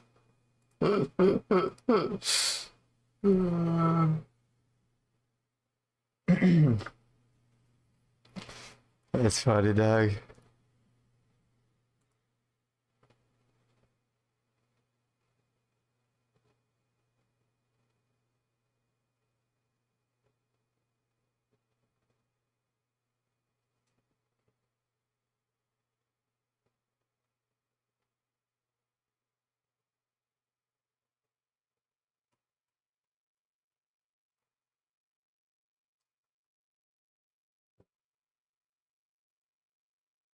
Hello, America. So today I made a trip to the Dollar General because I needed me some duct tape. Well, when I went over to get the duct tape, I saw that there was actually 2 more brand name tapes available. Gorilla tape and another tape called T-Rex tape. Yeah, let's see how cool names. So there's competition for the old school duct tape now. Yeah, the duck. And I figured, why not do a little experiment? Duck versus the gorilla and the to see T-Rex. Which of these tapes is the best? Will it be the old school duct tape that all of us rednecks have relied on for centuries to do the job and hold cars together Yep. and everything else? Or will it be the newcomers, gorilla tape? Or will it be the T-Rex tape? So I'm going to conduct different experiments T-Rex tape sounds with sick, each though. tape, and we're going to see who takes home the trophy. So I really wasn't sure how much tape I would need for this experiment. So I just bought every roll that the Dollar General had. Okay? I spent $200 on duct tape, T-Rex tape, and gorilla tape. $189 in duct tape. $189. I'm in the hole. $189 already. 20, 40, 60, 80. That's 200 right there. $200. Yeah. I better make, if I don't make my money back off this, I gotta make $200 to break even on this video. I would think that this should be enough. Oh yeah, he made more than that. He made probably fucking 20 something, maybe even 20 to 30,000 something. Yeah, nice. The experiment. Definitely made back his be money. with me and pray for me as I go tell my wife that I just spent $200 on tape. I just wanted to tell you that I love you, and I just spent $200 on duct tape. Don't love me. So before we get to testing, let's talk about the price of these rolls of tape, okay? Now, this duct tape right here is 30 yard. That is 30 yard of tape. I paid $4 for this 30 yard roll of duct tape. This T-Rex tape here, this T-Rex tape is 12 yard. 12 yard, I paid $5.50 At Dollar General? for this T-Rex tape, okay? For 12 yard. This gorilla tape, I paid $6.50 for this gorilla tape. Of 10 yards. It is 10 yard. I paid $6.50 for 10 yard of gorilla tape. Boy, gorilla tape, you better be good, okay? Gorilla tape better be able to pick up my freaking truck. All right? For $6.50 for 10 yards. Jesus. So first, we're going to do what I like to call the break test. We're going to take each one of these tapes at a time. We're going to put my wrist together, and we're going to wrap the tape around my wrist 2 times and see which one of these tapes is harder for me to break out of. All right, so the first tape that we will be using for the break test is the duct tape. You know, they was using duct tape back in the Civil War to wrap around their muskets and stuff. So we're gonna go with the duct tape first. Yeah, duct tape's good. It's cheaper and you get so much more of it. Fwata! Fwata! Gotta do the hunching maneuver. All right, here we go. Oh! Ha! That duct tape didn't stand a chance against my power. Now on to the Gorilla Tape. God, this Gorilla Tape stinks. That is the stinkingest stuff I've ever smelled in my life. There we go, right there. Yep. Whew. Hard to tell. Can't break out of it, it's gonna make me gag. Every kidnapper's watching this right now and they're like, okay, which one can he not break out of? Which one do I need to use?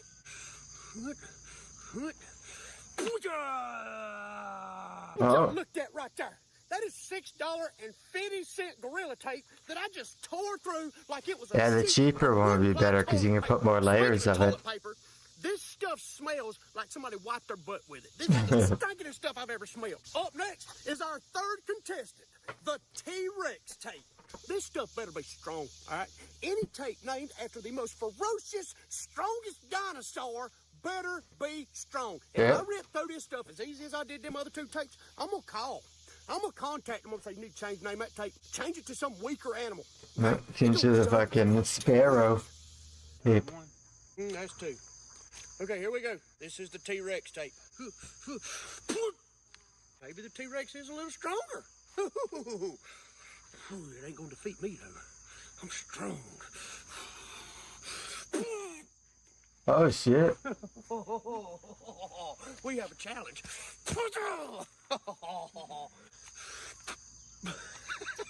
The T-Rex tape, which is cheaper than the Gorilla Tape, but more expensive than the duct tape, is giving me a lot more issues. God dang it. All right, last try. Last try. It looks like the T-Rex tape might win. Dang, nope. This ain't coming off.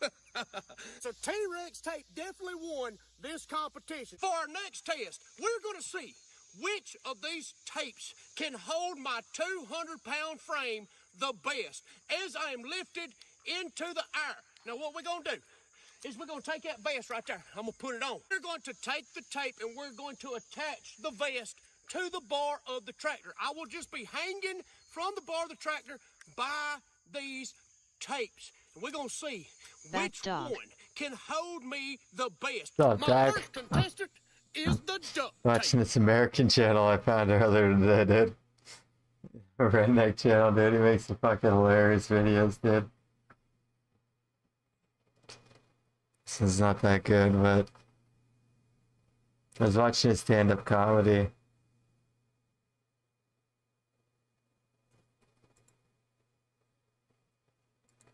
Hell yeah.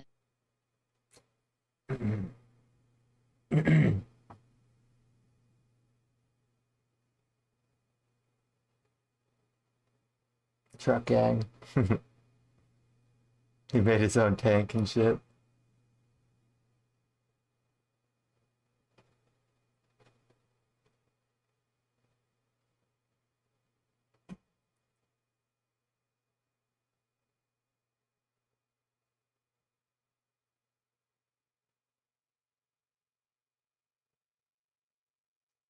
I made a bulldozer. Hello, America. So for the longest time, I have always wanted a bulldozer. But bulldozers is expensive. So, me and Bobby have come up with the ingenious plan to turn my old zero-turn lawnmower into a bulldozer. And it is going to be the coolest bulldozer you have ever seen. So we had to modify the control arms for the zero-turn. We took these off because they was going out way too wide. You see, we're going to build us a canopy. Just like a real dozer. You know what I'm saying? We're going to have a canopy. And these right here were sticking out too far, and it was going to hinder our canopy. So we took these off, and we made us some shorter ones. They ain't exactly even. That's my sawing skills, but still serves its purpose. All right, so one thing we got to do is move the gas tank and the ignition system to behind the seat. So what I'm going to do is I'm going to use my Milwaukee Sawzall to do some modification. Oh shit. I never seen a Milwaukee Sawzall. You just see like DeWalt Sawzalls, or I see Milwaukee everything else, but never a Sawzall. All right, so as y'all can see here, we have our snow plow blade. Bobby put it all together, and he just cut it with the saw, so that way it'll fit right here on the old mower. Yeah, and just weld it on. Yeah, with the bar. Modified. And now what we're gonna do is we're gonna attach this bad boy.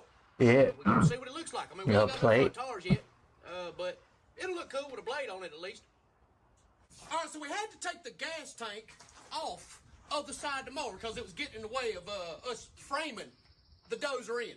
So I, being the genius I am, was like, where can I put the gas tank? Bam, right there. So while Bobby is at the front of the dozer, welding the blade, I'm back here working on the exhaust. Now we're gonna make ourselves a smokestack, cause every dozer has a smokestack. So I already got this welded here. You see, that's where the original exhaust comes out there. So we made some duals come out right here to a bigger pipe. Then I'm gonna weld her right there, like that. And we're gonna have us a smokestack coming out the back. Okay, so as y'all can see, we have got the exhaust here. We got her tacked, all right? Now I'm gonna weld her up. She's gonna be ready to go. All right, ladies and gentlemen, as y'all can see, we have got the frame of the dozer done. We got the blade on the dozer. And if you're wondering why we put big tires on the front, that is for the tracks, okay? We got our own track system that we're going to try to install.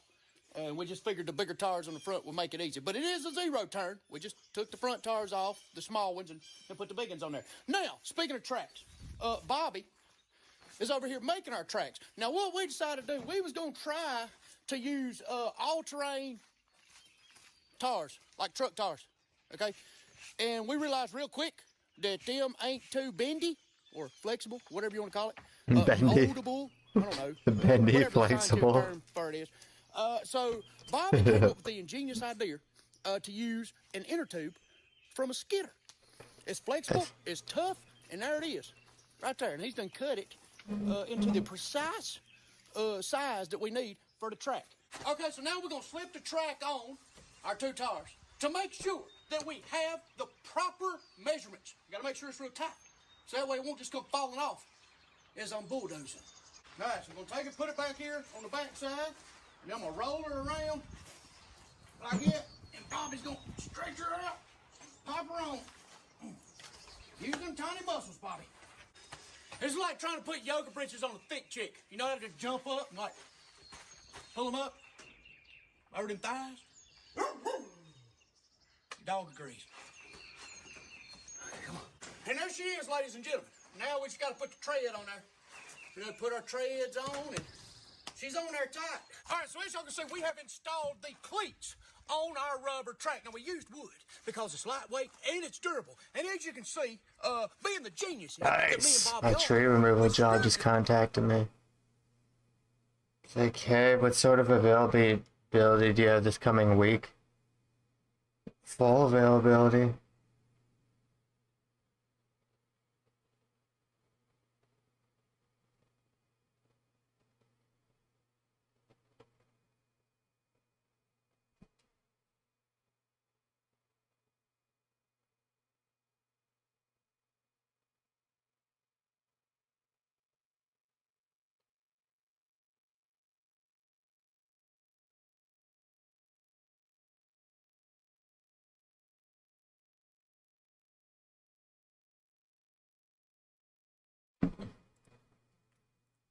screws through like that right there.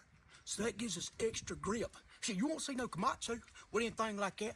No Caterpillar, no John Deere. No, they ain't got cleats like that right there. Now, as you can see, we have named this bulldozer the Shatapillar Micro P3 N1S, or SHAT for short.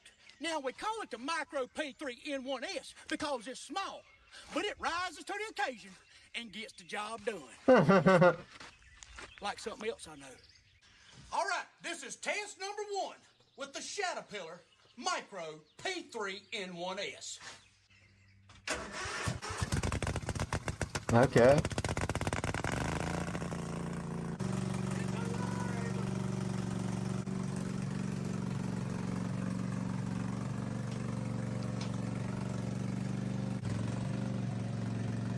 Little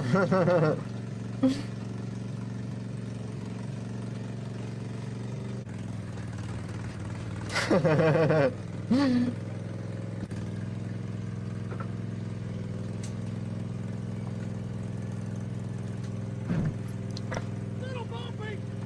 Now, as y'all noticed by that first test run, my Caterpillar has a very smooth ride.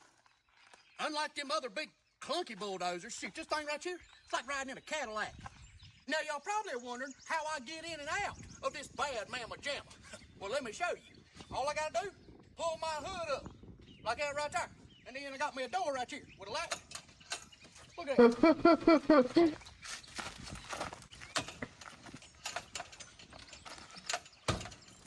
And voila!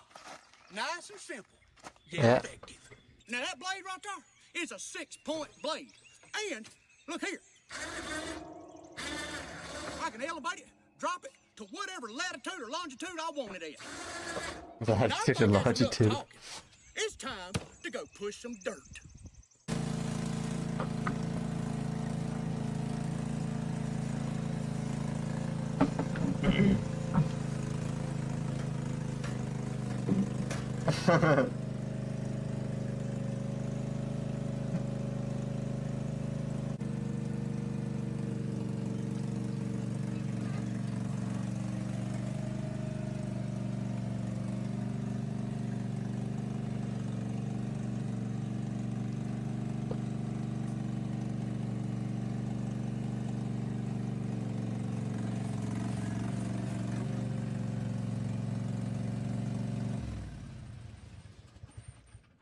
Okay, I'm still on. I was scared. Okay.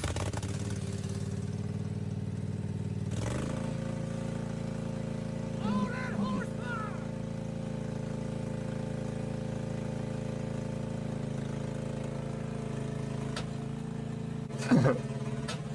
Yeah, knocked off the fucking.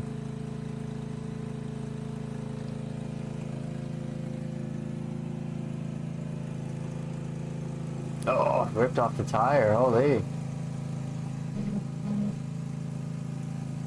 I snapped the axle and ripped off the Well, I tire. don't know if y'all heard that pop as I was pushing all this dirt, but that was the axle breaking. Oh, yeah. Yeah, that's right, ladies and gentlemen. Snap. The Caterpillar has so much power that it broke the axle. You won't see none of them regular old dozers breaking an axle because they got so much power.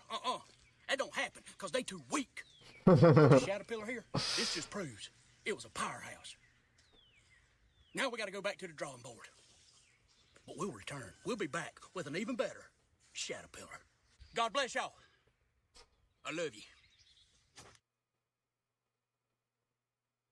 The ripsaw.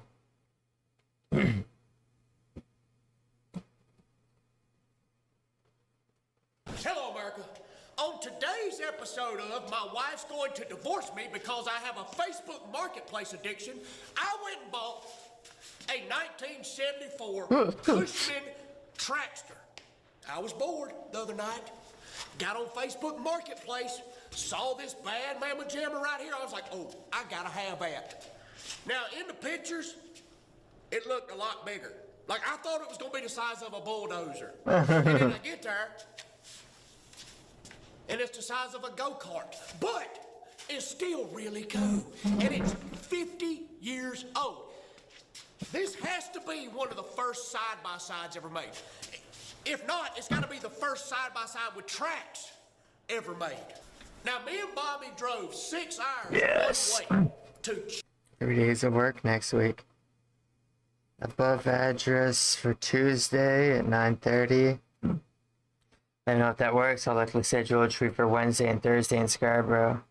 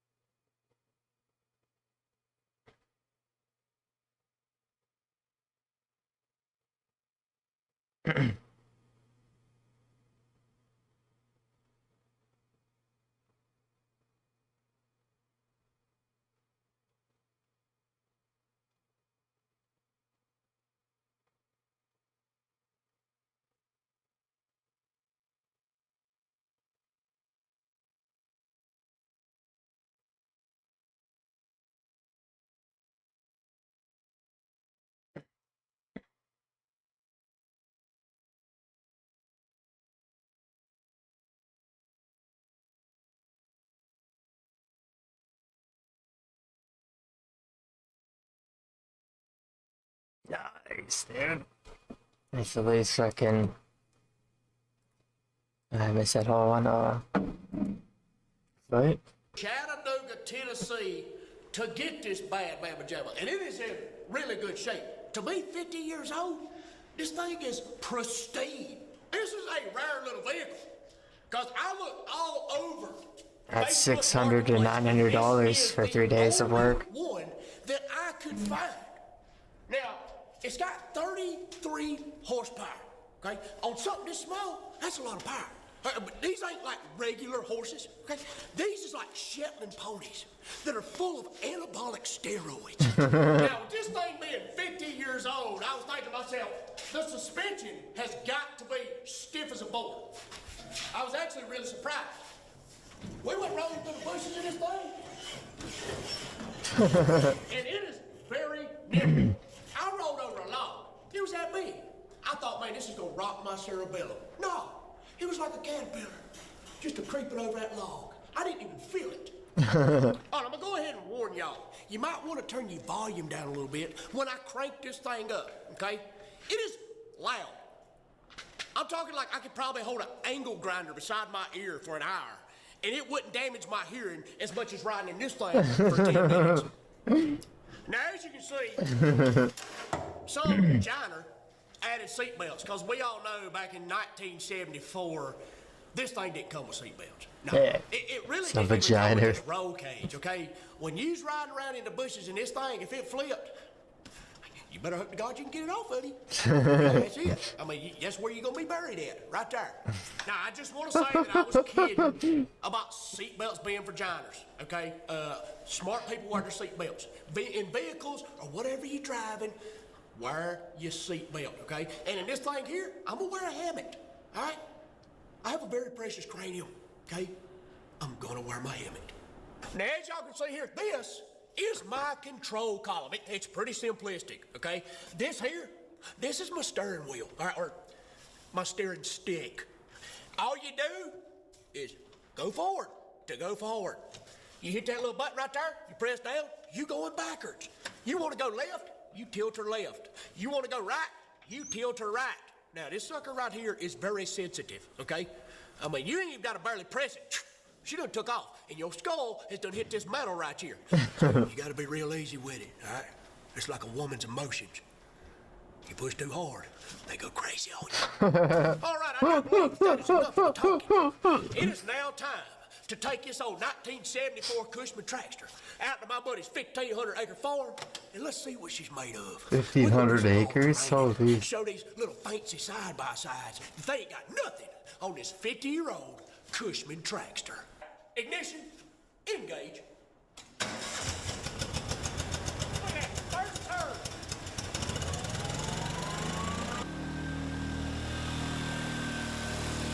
Damn. Holy.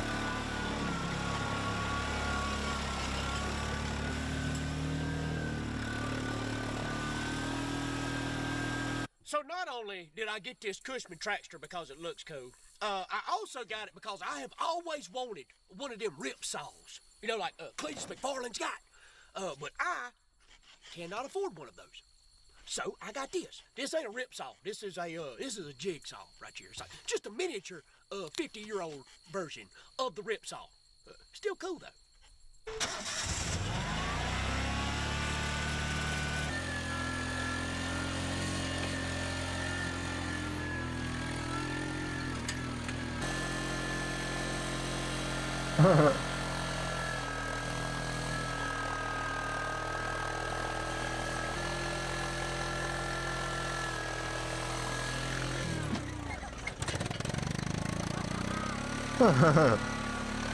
Ha! What y'all think about that? I ain't gonna lie, that surprised me. I didn't know if this thing would be able to creep over it, and if it did, I thought it was really just gonna sit me down real hard, you know? Yo. This sucker climbed What's over up, the pole like Doc? it was a black mamba, just creeping through the bushes. Oh, Steven, did you see fucking, Behemoth? Mogul was in it. You got the hell puppy in the middle. Nice, Doc. That's Friday, dude. Hell yeah, you deserve it. You're famous now, dude. You deserve it, man. At least you're celebrating, man. Hell yeah. You're famous now, dude. Hell yeah, you deserve it, dude. Yeah, bro, I did. Yeah, Moogle, he was right in the middle. Casey's like, I'd never seen anybody crop a video like this. You got the hell puppy. Yeah, I'm sick to see you, dog. And he featured you in a good position, like you're in the middle of the video too, so lots of people probably saw it. Ripsaw here has been very impressive. To have a 33 horsepower. His reaction was awesome, dude. With this little thing on tracks, and I'm going through everything, anything that nature's throwing at me. Was in VR there and was shit. So now we gotta up the ante. We gotta make it more difficult. Wait, you're playing RuneScape in VR? Or were you drinking in VR? No. Oh, you're drinking in VR. Yeah, I don't think I could handle. In VR. I don't think I could handle VR. I think I'd like overload my mind. That'd be too much for me to comprehend. Nobody wanted hangout. So we have tested the agility of the old Cushman Traxxter here a pretty good bit. Now we need to Sounds like fucking 2026. We're going to see if we can find some mud hoes. Everybody being too horny. See if she can right through them. Oh, I guess that was VR chat.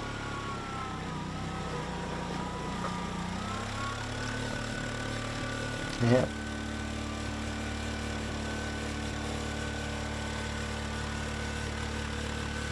Nice, dog.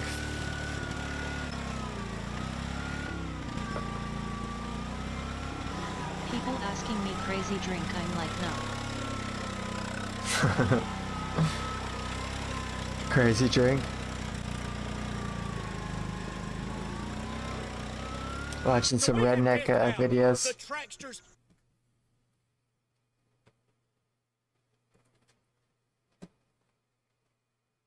Yeah, like drinks after drinks. Damn. Fuck that.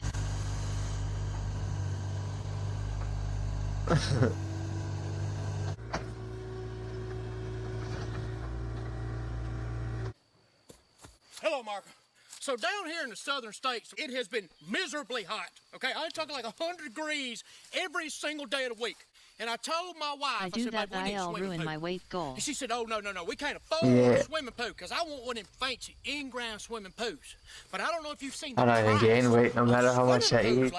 I don't even have any goals related to weight. They are super expensive. All right, so I was like, I've got to find a cost-effective way to make me and my boy Dale Jr. and my wife a swimming pool. So I figured I would take my excavator. Oh yeah, I got an excavator.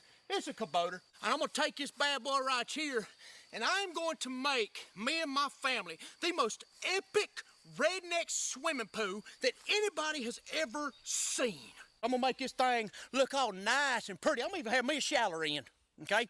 And then what I'm going to do with all this dirt that I dug out this hole is I'm going to make me a man-made hill, a nice big incline, and I'm going to have me a water slide going into the deep end of my pool.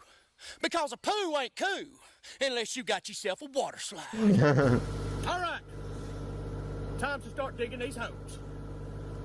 Did you know that you were supposed to call You some ever heard of 811 Suffocation number, Cup Man? and somebody's supposed to come out and locate underground lines? When people put something like a cup to their lips, the stupidest thing I've ever heard of. that like sucks off the circulation and causes it to go big. I've located it. No. No, I'm just kidding. I called him. Oh no, then I'm not sure what it is. I was thinking about like a cup that like the cup like sucks off all the air. I just want to say that I have mad respect for all them real deal heavy equipment operators out there, okay? Because when you see these people Want me operating DM you this stuff, on you're like, Discord? wow, that looks so easy, I could do it. Oh, no. Probably not. They're making it look easy. There's an art to this, okay? You got 1, 2, 3. If you have to ask, probably not. You got 4 pedals. You got 2 of these little stick you know, that make it go up, back, and all I'm pretty sure you know what's right from wrong. So if you have to ask, then probably not. If you have to ask it, it's probably wrong.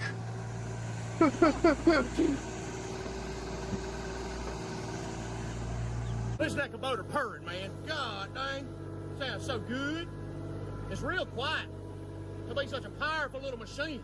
So the whole point in me making this pool was to be economical and save a lot of money, because in-ground pools is expensive. But I got a lot of people saying, well, how you gonna save money when you spending all that money on diesel fuel for that thing? Let me tell you something. I have been running that Kubota excavator for 5 days, and I'm still at half a tank. I've been running that thing for 10 hours a day, still at half a tank. You see that right there? It says Eco Plus. That means it's eco-friendly, which means it's friendly to my economy, which means my pocket. I'm saving a lot of money because this thing right here is good on diesel.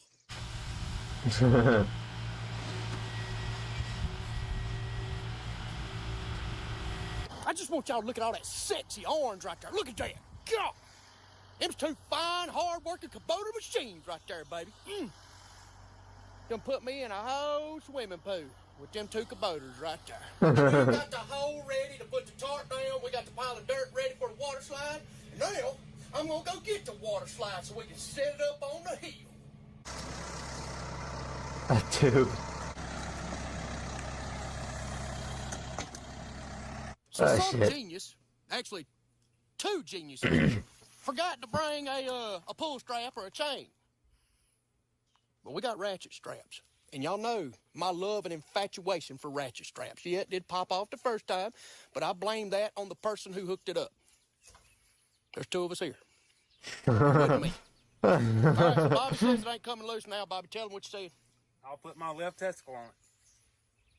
I'm going to do everything I can to break this right now. Somebody's going to be going home without a testicle. He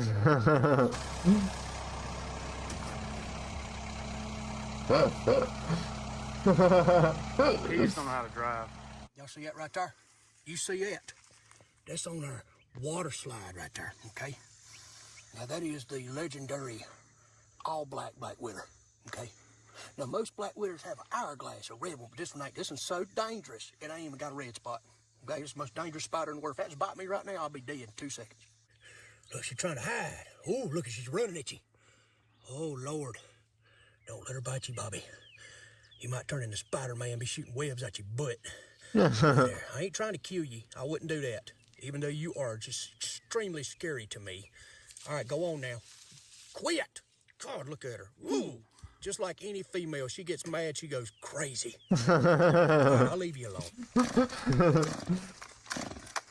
this dude. He can't even crank a chainsaw. Mr. Ginger Billy can't crank a chainsaw. Because I ain't got it on choke. Whatever. There she is. Right there. About time. All right, please, God, don't let that spider touch me. I will throw this chainsaw.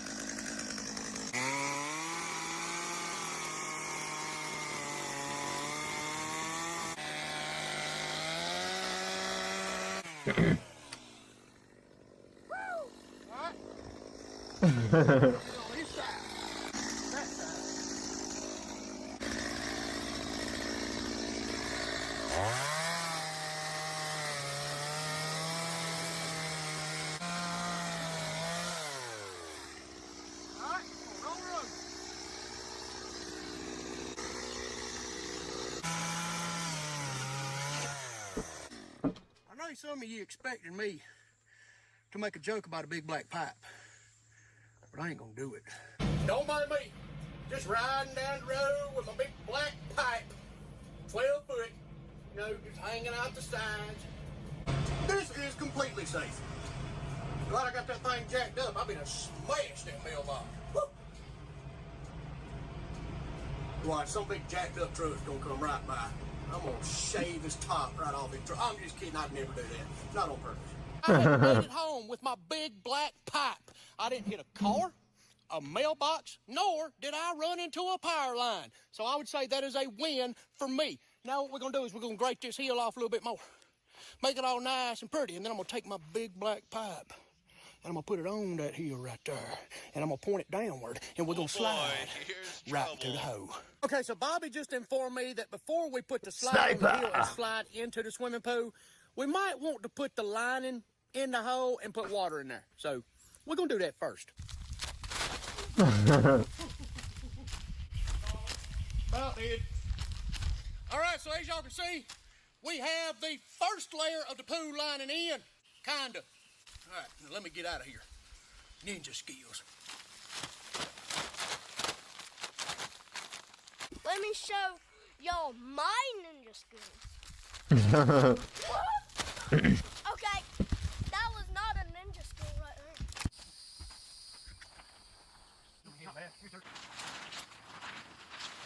All right. But I... Ladies and gentlemen, here comes the fire truck. Woo, doggy. We about to fill up the swimming pool. We got everything sealed off. I have used about $2,000 worth of Flex Seal tape to fill it to up. seal off all my places, make sure the water ain't gonna be leaking. Now we're gonna put the water in there. All right, so the chief of our volunteer fire department just showed up. Now, I guarantee you that the chief of any other fire department ain't got a possum. Look at that right there. What's his name? Hey, look at that, ain't he pretty? I guarantee you he's got his own little fire suit too. Be fighting fires. The only possum in the world that's a firefighter.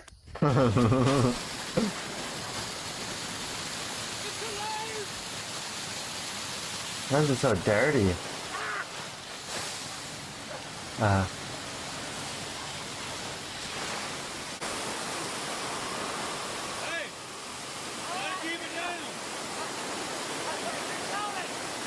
All right, now it's time to make the water nice and tropical-like. Just need a very tad bit. This is super concentrated. Made for like 1.2 million gallons of water. Yeah.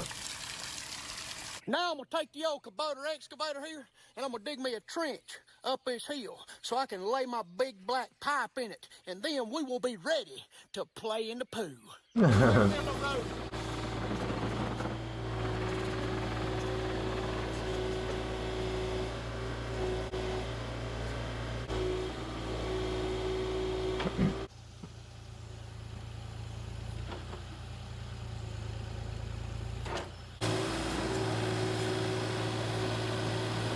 Now I know that all y'all internet experts out there, you know, there's always a few of them that's good at everything. Is gonna tell me something that I'm doing wrong on this excavator. Oh, you ain't holding the bucket at a 60-degree angle while you are digging, and the boom needs to be at a 30-degree angle with the arm slightly upward. Suck it. All right, I didn't ask what you thought.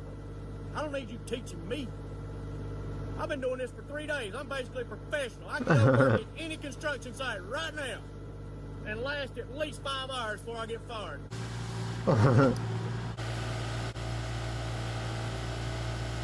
Now that we have got our fancy water slide and our fancy diving board installed, we got Diving board. Let's see how it works out.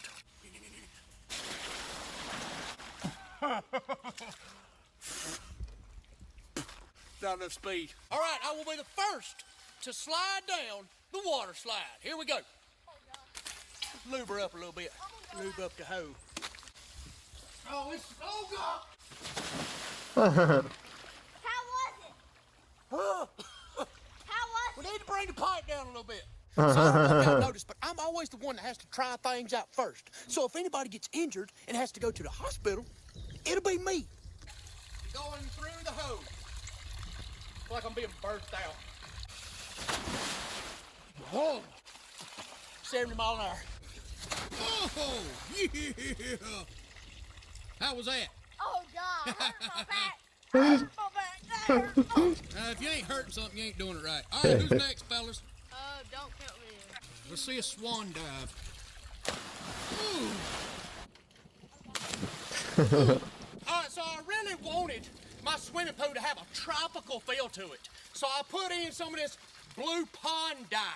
But apparently I did not put enough, because as you can see, it still looks like a pond and not like a tropical oasis. So now I'm gonna put some more in there, and we're gonna turn this darn water blue. Oh, sorry.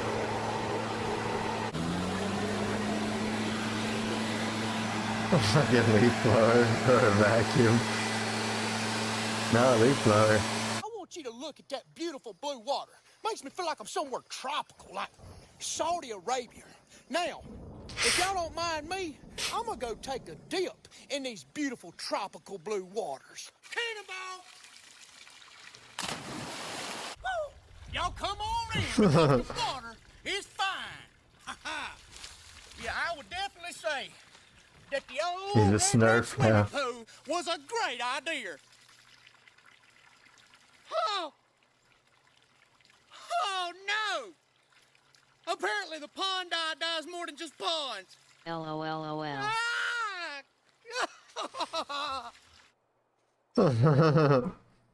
I destroyed my favorite car.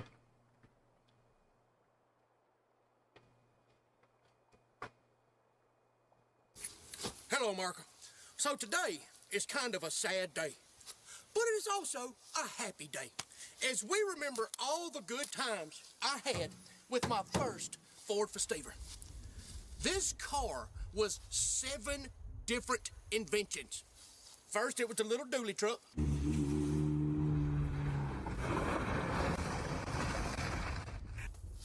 Then it was a fire truck. Then it was a lawnmower.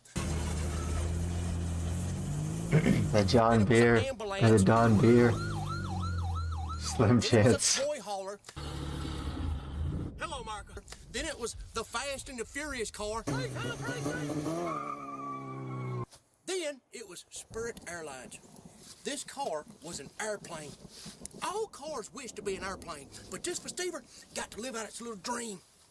But you see, as you can tell, she is now on hospice care. She broke her little tar. She's just beat all to pieces. She's got more holes in her than Swiss cheese. And I think it's time that we give her the final send-off that she deserves. A send-off for a car that I love dearly. Now, we have took the proper precautions, and we have drained all of the gas and all of the fluids out of the vehicle, you know, because when we do what we're going to do, we want to make sure that we do not hurt the environment. Don't blow it up, I guess. I couldn't hang on to the vat. Now, that kind of works out because we got to get all the glass out this vehicle before we do what we're going to do, because I don't want that glass being all over my property, you know? I don't want no deers walking around here getting their little feet cut with glass. So we got to bust the glass out, which is what we're about to do right now. All right. I'm going to throw this like the Mohicans. Missed it. Now, before y'all go saying, oh, he done turned into Whistling Diesel. He's trying to destroy cars. This is a $1,200 car that I have used 47 times. It's dead, okay? I'm just trying to squeeze just a little bit more money out of it, all right? So keep watching till the end. I got bills to pay.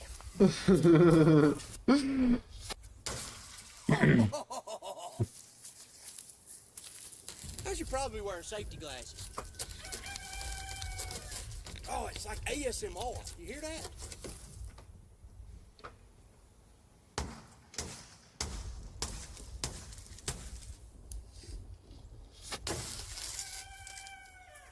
God dang. I'm dangerous. Just imagine you coming at me, trying to run over me. I take a pickaxe. I throw it at you.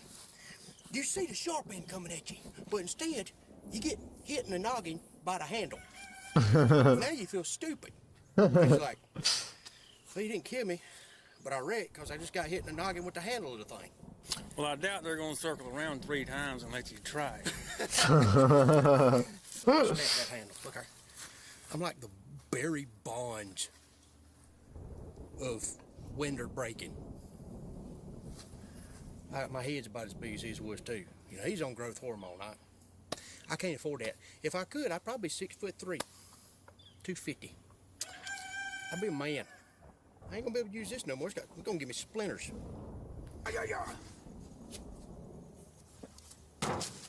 Oh.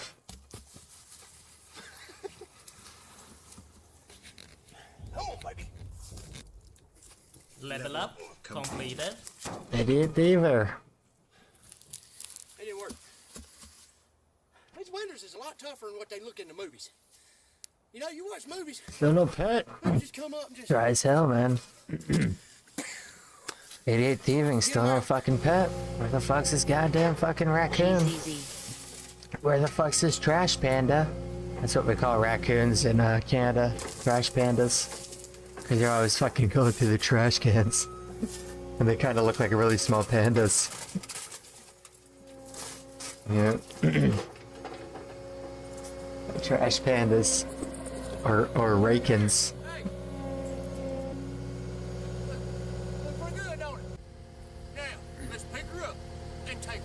Please like the video, dogs.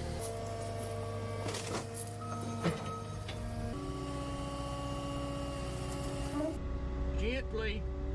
Gonna gently. Watch out, here comes trouble.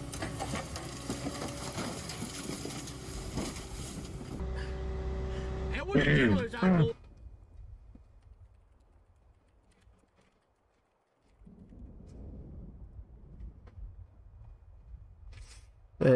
Rakins.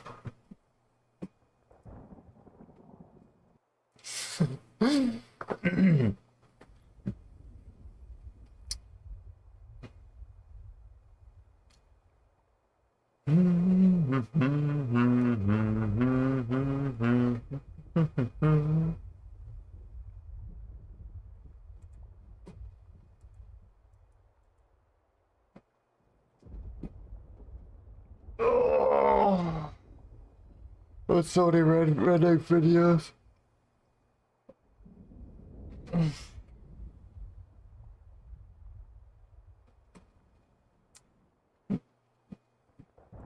A Pennywise came to the country. Never seen it. Gonna make an airplane, gonna make it fly. And fold it. Fly, little airplane. Fly.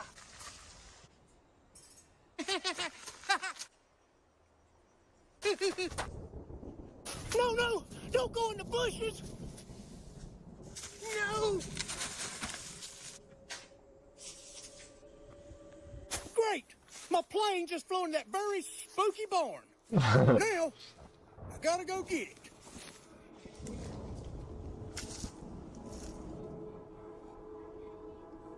Go, dear Jesus! Hey there, Billy. What a nice plane. You want it back? Yes, please. You look like a nice boy. I bet you have a lot of friends. Yeah, I got friends. Well, actually, I got 3 friends. But my brother is my bestest. 3 friends? That's all you have is 3 friends? My brother is my best friend. What a loser. I'm not the one with the giant 5-head here that tries to lure little boys into the sewer. No, I only do that to kill them. Yeah, right, weirdo. I bet you and I that built a Jared zombie guy from apocalypse Subway truck. There we go, this is better.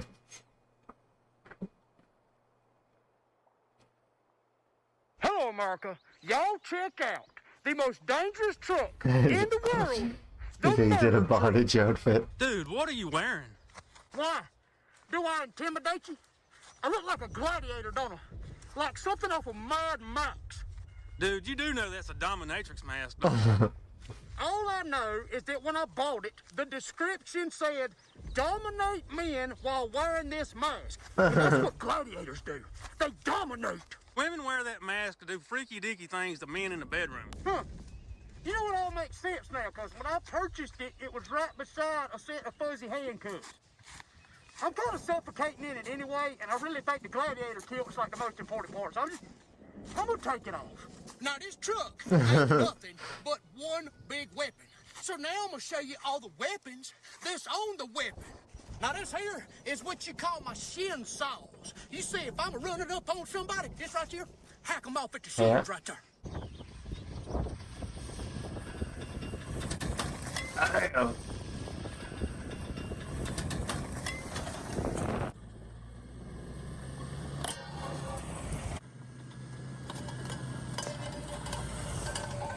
People probably think these saw blades fell off because the wheels wasn't sturdy enough. Actually, we made them detachable. So when it hits the enemy, it comes off in their body parts. Now this right here is my Gozel guillotine.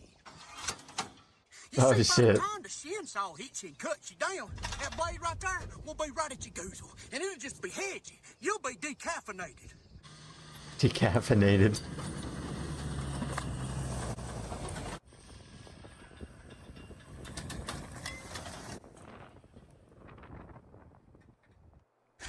Check out my victims. Did you see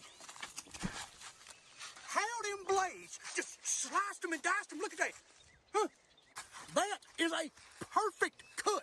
And you know what gladiators used to do after they killed their victims? They used to eat their heart out. Now, you're probably asking yourself, why would I need a truck that is such a deadly weapon? That's a simple answer. Zombies. I don't know if you've seen what's going on in the world today, but there is a high possibility that there could be a zombie attack. So if you want to smash Zombie through a wall attack. with zombies, or just clear a path through a traffic jam, that blade right there is the perfect weapon.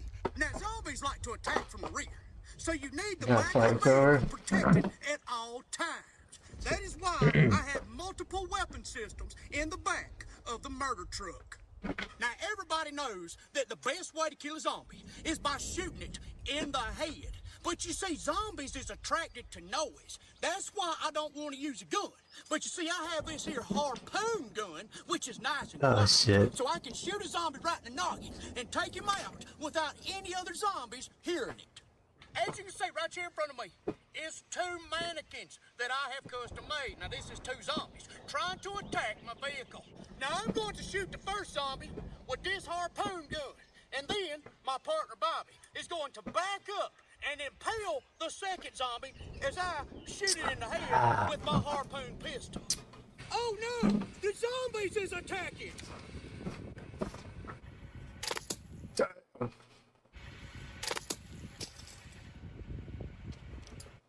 Go, Bobby, go, go, go! Back up on him, Bobby. Die, zombie! Go, Bobby, go! Now, of course, you can shoot a zombie in the head and kill it, but you can also use fire to kill and slow down a zombie attack. Let's kill this zombie. Die, zombie! Holy shit. You're gonna fire fucking arrow launcher. Oh, the fire's hot! Holy shit. Dead zombie. Killing zombies with fire is an option, and it is an option that I really like. As you can see, I have my homemade blowtorch. Let's toast some zombies.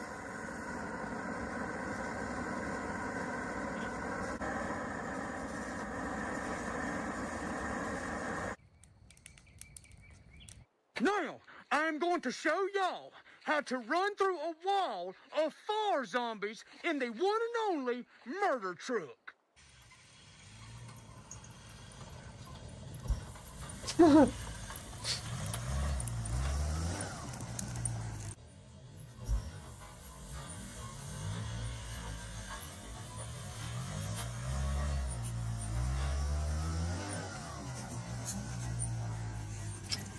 Get a house tour.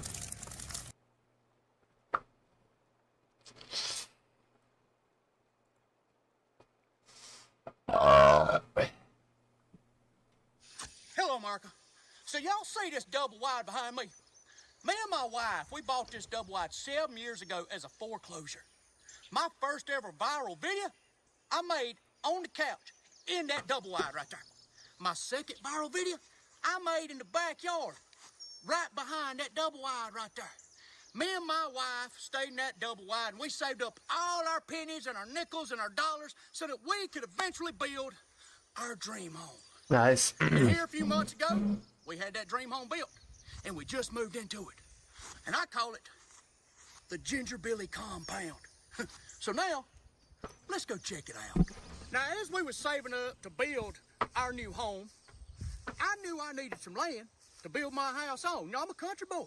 Yeah. I can't live in no neighborhood or have a HOA.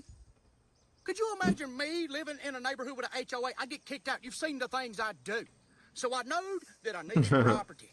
And this 32 acres I'm standing on, it came up for sale. And I purchased it. So now, not only do I have my land, that I can frolic on. I also have our dream home. Now listen here. Just cause I went and bought a little piece of property and I built me a house, that don't mean I've changed. I know there's gonna be some a-hoes talking about, oh, look at him. He think he got money now. He's changed. First of all, I don't have money. I have debt. There's a difference, okay? And as you can tell, the first thing you see when you pull into my driveway in my yard is my Toyota Tacoma. It's my yard ornament.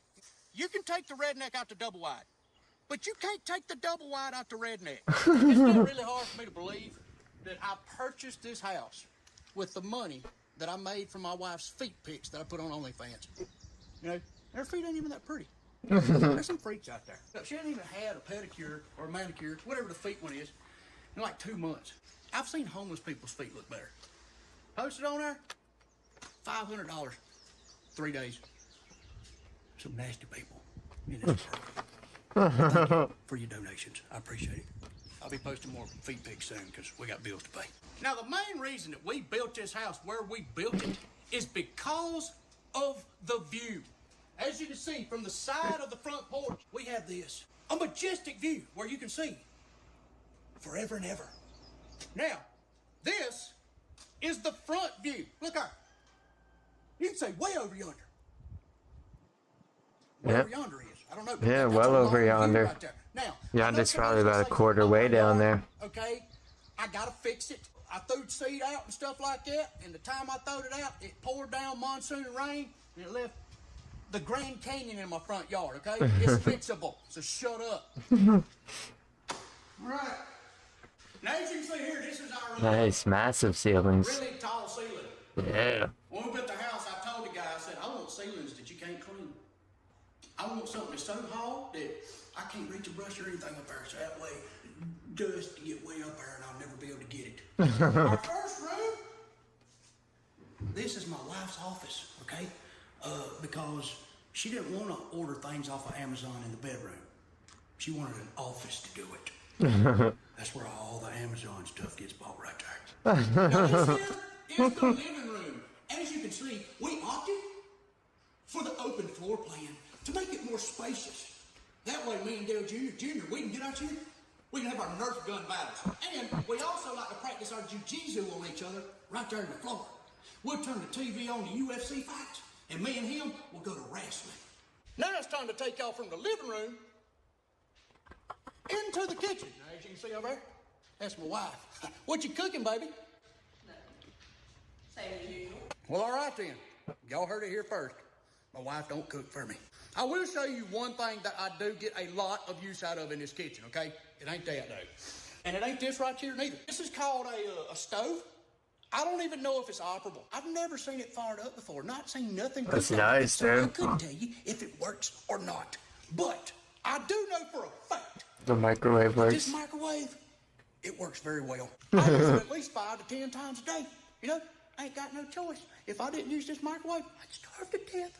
You know, I probably got so much radiation poisoning from standing in front of this microwave that when you cut the lights off, I glow like a lamp. Now, when I do get hungry and I want me something to eat, I go right here. Damn, 100K already gained. Now, obviously, this was my wife's 2 hours. idea, okay? Females won't walk in pantries. No man has ever told his builder, hey, you know what I want? A walk-in pantry. No, we men don't care where the food's at, as long as it's within reaching distance and we can shove it into our mouths. But my wife wanted a walk-in pantry, so she got one. Because I'm a good husband, and I give my wife things that she wants. Now this here A is massive the visitor's pantry. bathroom, and I want you to notice something about every single toilet in this house. Okay, you see this toilet right here? You see this toilet seat? That's a bidet. Yeah, that's a booty washing machine. Every single toilet in this house has a booty washing machine. So even when the visitors come into the house, they get a clean booty hole. Now let's step into my wife's other office, also known as the washroom. Oh yeah, I said it. Now I know some of y'all probably gonna call me a misogynist or whatever it is. No, I didn't go to school for that, okay? I don't give massages, all right? Now from the washroom, we will walk into our couple's closet. And I want you to Holy notice shit. who's got more room on their side of the closet. Okay, this is what I get right here. This is mine. This is mine. I get this little bitty corner right here. You see this here? Look, all this. Oh, and that side there too. Look. Somehow she has intruded onto my side of the closet. There she is. Over here. How'd that happen? You know? She's lucky I love her. Fucking nice Now washroom. I'm gonna go out of the closet. Holy shit. Into the master bathroom. Now, as you can see here, this is our walk-in shower right here. I'm a man. After a long, hard day of working, getting all sweaty, this is where I come wash my body. But then, you know, there's lots of times where I just want to soak my bones. As I get older, I enjoy getting in the bathtub. So we had to get us a nice, deep bathtub. You know what I'm saying? Shoot, put me some Epsom salt in there. Sit down in that hot water, read me a love novel. I'm just kidding. I can't even read. I just watch YouTube videos when I sit in the bathtub. Now, when they made this bathroom, I told them, I said, I don't like them bathrooms where the toilet is wide open to where when somebody's taking a shower, somebody's taking a doo-doo, and they can just be sitting there looking at each other. I can't do that. I like my privacy. So, as you can see, The washroom has its own. private little bathroom right The there. shit room has its own Once fucking again, room. I got a booty washing machine. But this one here is fancier. It actually comes with a remote. This sucker here's got a blow dryer. It's got a backwash for your orifice, and then it's got a front wash for the ladies. That's right. It'll wash your front butt if you need it to. Your front and now I'm butt. gonna show you the master bedroom. This is where all the magic happens. You know what I'm saying? This is where I give my wife the best 60 seconds of her life once a month, right in here. See here? Walk in here, do a few pull-ups. You know what I'm saying? Get pumped up, and then I get ready. Here, this is what completes the ensemble of this bedroom. This gives it that ritzy feel. That's a Dale Earnhardt bass right there. Given to me by the one and only Hank Parker. You know, 2-time Bassmaster Classic winner. Oh yeah, I'm talking about that. A man. good red shot pass. Straight from Dale Earnhardt himself. I'm touching it. Yeah. I mean, this completes the bedroom, no doubt. Now it's time to take you upstairs to the studio. When this house was being built, I wanted a basement. You know, and I'm gonna tell you why. Because I am scared to death of storms. I'm scared to death of them. So I told my wife, I said, baby, I want a basement. She said, all right, what if I put you an office upstairs? You know, closer to the storm. Would that be all right? And I was like, no, that's not what I want. She was like, okay, well, that's what you get. Ladies and gentlemen, welcome to my 600 square foot studio. The It's attic. also the cat's apartment. It's I got 3 attic. cats. That's kind of my fault. Oh, fuck. Okay, I rescued all 3 of them. That there, that's Marshmallow. He's the king around here. As you can see, I got him tattooed on my body. That's how much I love that darn cat. And this here is my girl, Chi Chi. She is very rambunctious, and she gets into everything, but she's very sweet, and I love her very much. And this here is Darth. We named him after Darth Vader. He's got 3 legs because some a-hole decided to shoot him in one of his legs. I had to take him and get his leg amputated. But as you can see, he's doing a-okay. He's living a great life now. Nice. He was living in the bushes. Then when he got shot and got his leg amputated, I brought him into the house. Now Nice. he is living a life that anybody, human or animal, would love to live. Yep. So now that I have shown you the inside of our house, it's time to go outside and check out the rest of That South Park plug. compound. This here's the back porch. That's my child doing a headstand. But this back porch here has a very wonderful view as well. As you can see, my beautiful yard that I choose not to have grass in. Yeah. Okay. Actually, my builder asked me, he said, hey, man, you want the landscaping guy to come out here and plant you some seed? I said, heck no, I'm a man. I'll do that myself. And you see how well that went. I got some grass right there. Yeah, I mean, patch. give it another year and a half, whole yard will be full of grass. But enough about my landscaping skills. Let's check out this view. You can see for miles and miles over that way. And then, if I look this way, I got my back pasture back there. Now, for whatever reason, my builder decided to put wood floors on the ceiling of my back porch and my front porch. I ain't never seen nothing like it. But I do have to say, It does look pretty. Now, I ain't the type of fella who brags about Wood how much floors money on he's my made, roof. but I will say that I have made enough money to buy me a submarine.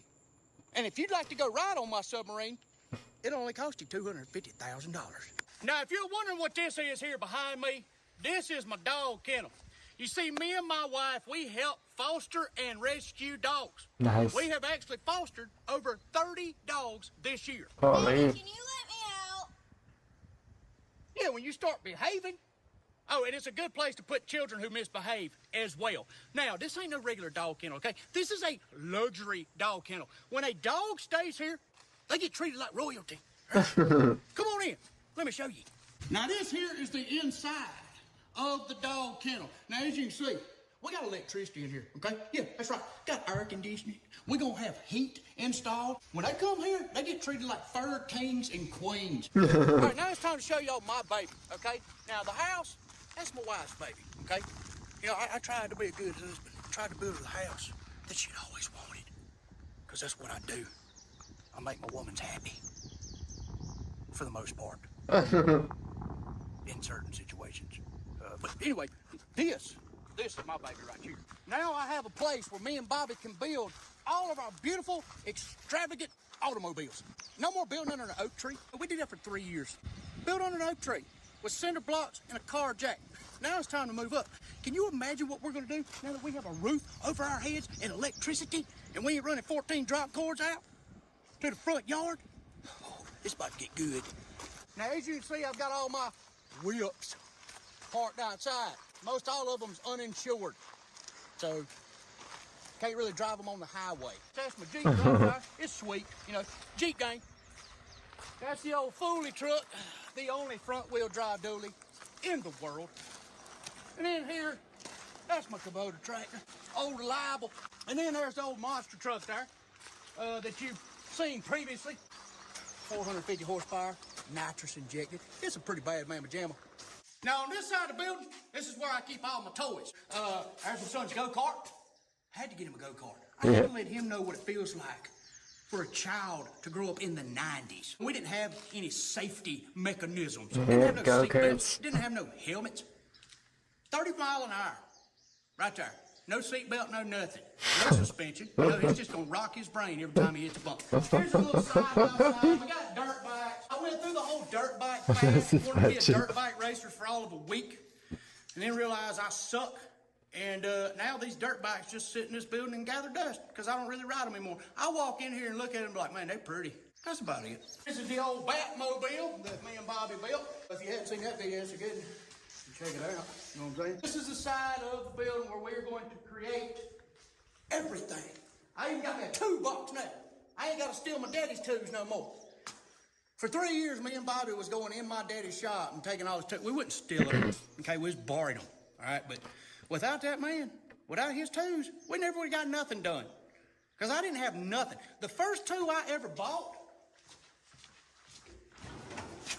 was this Sawzall right here.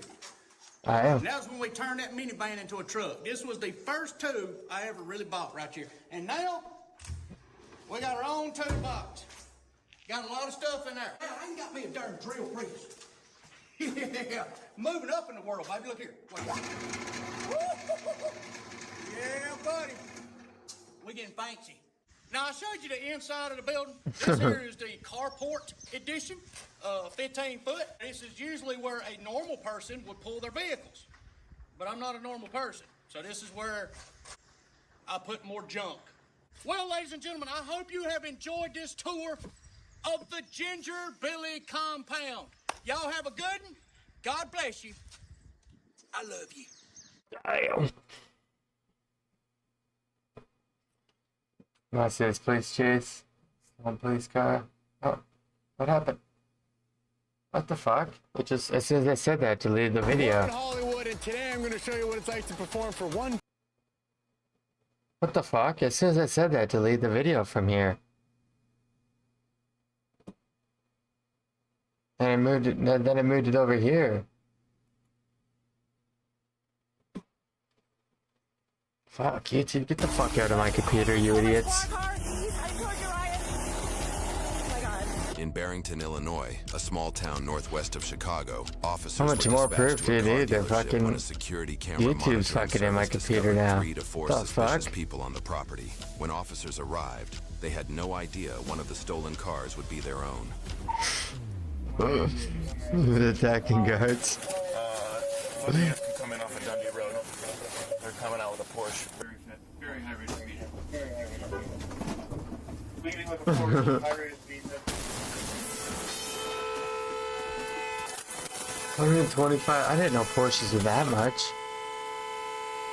Holy. 190, they just rammed me. They're ramming the gate. Get on the ground! Get on the ground now! Get on the ground! Get on the Okay, I didn't stop for its friend. Oh, there he goes. Get on the ground, motherfucker! Go!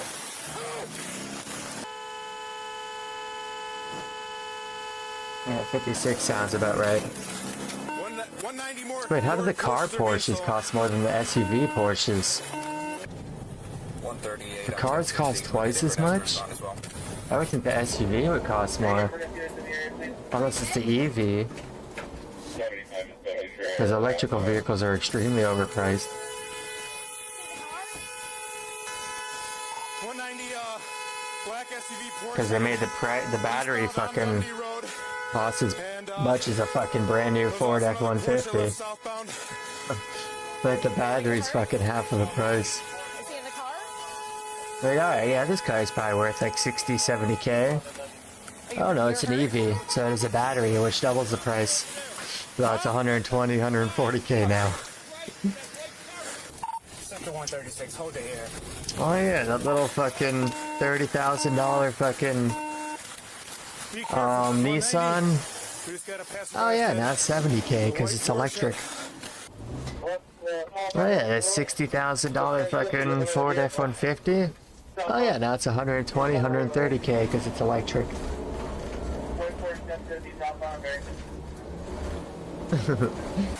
Yeah, the battery just doubles the price because they don't know what to do with the battery. When it dies, it goes to a landfill. That black Porsche is far ahead of me. Black Porsche, eastbound Dundee, far ahead of you. Hey, I got another Mercedes coming out. 25 grand only for a Mercedes?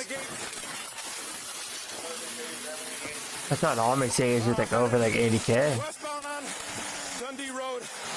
They went through the gate, hit my car again, and they're gonna go southbound on Barrington Road. White Mercedes.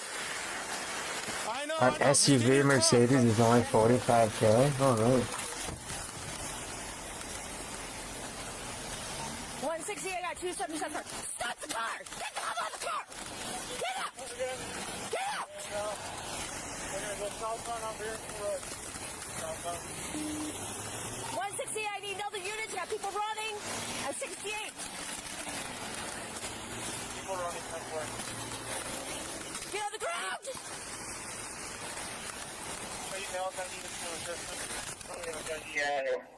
Wait, he just stole the police car? Get on the ground! Right in front of her? Dumb fucking cop. What a dumb cop, man.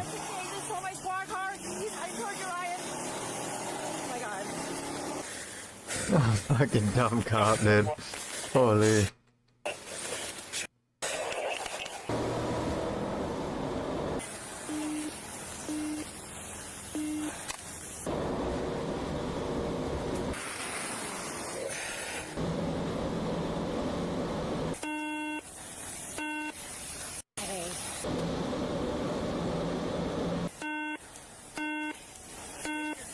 Yeah.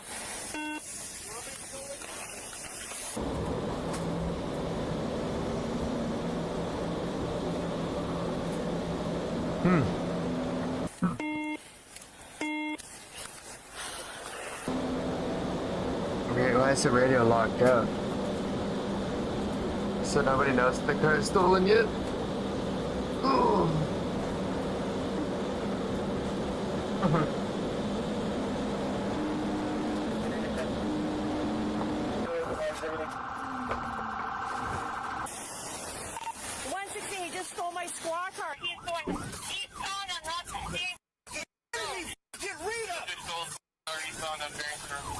Yeah, you definitely have to depromote her, dude. That guy stole it so easy.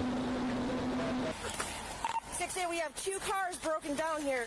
I might need other units out here.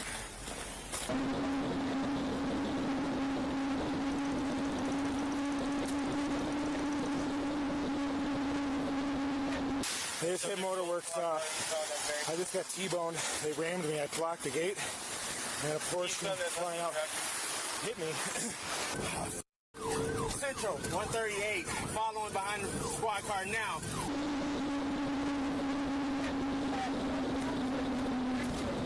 Oh, he lost control.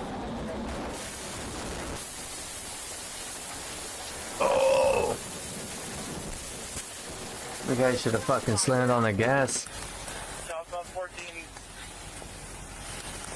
Never sit where you are if the car loses control. Oh, I probably would have reversed there, but...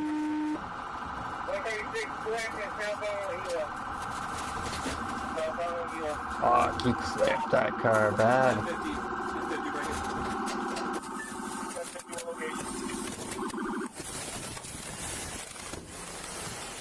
Hey, let me see your fucking hands! We're at Dundee and Ela. Dundee and Ela. Ela's giving me units here. And then another vehicle. We got somebody in the woods. Somebody's in the woods. That's what we need units here.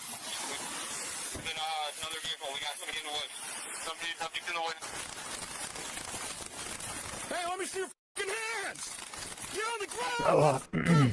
I'm done for now.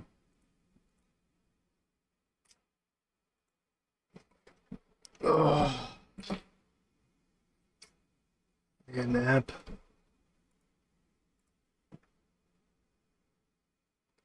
Oh, see ya.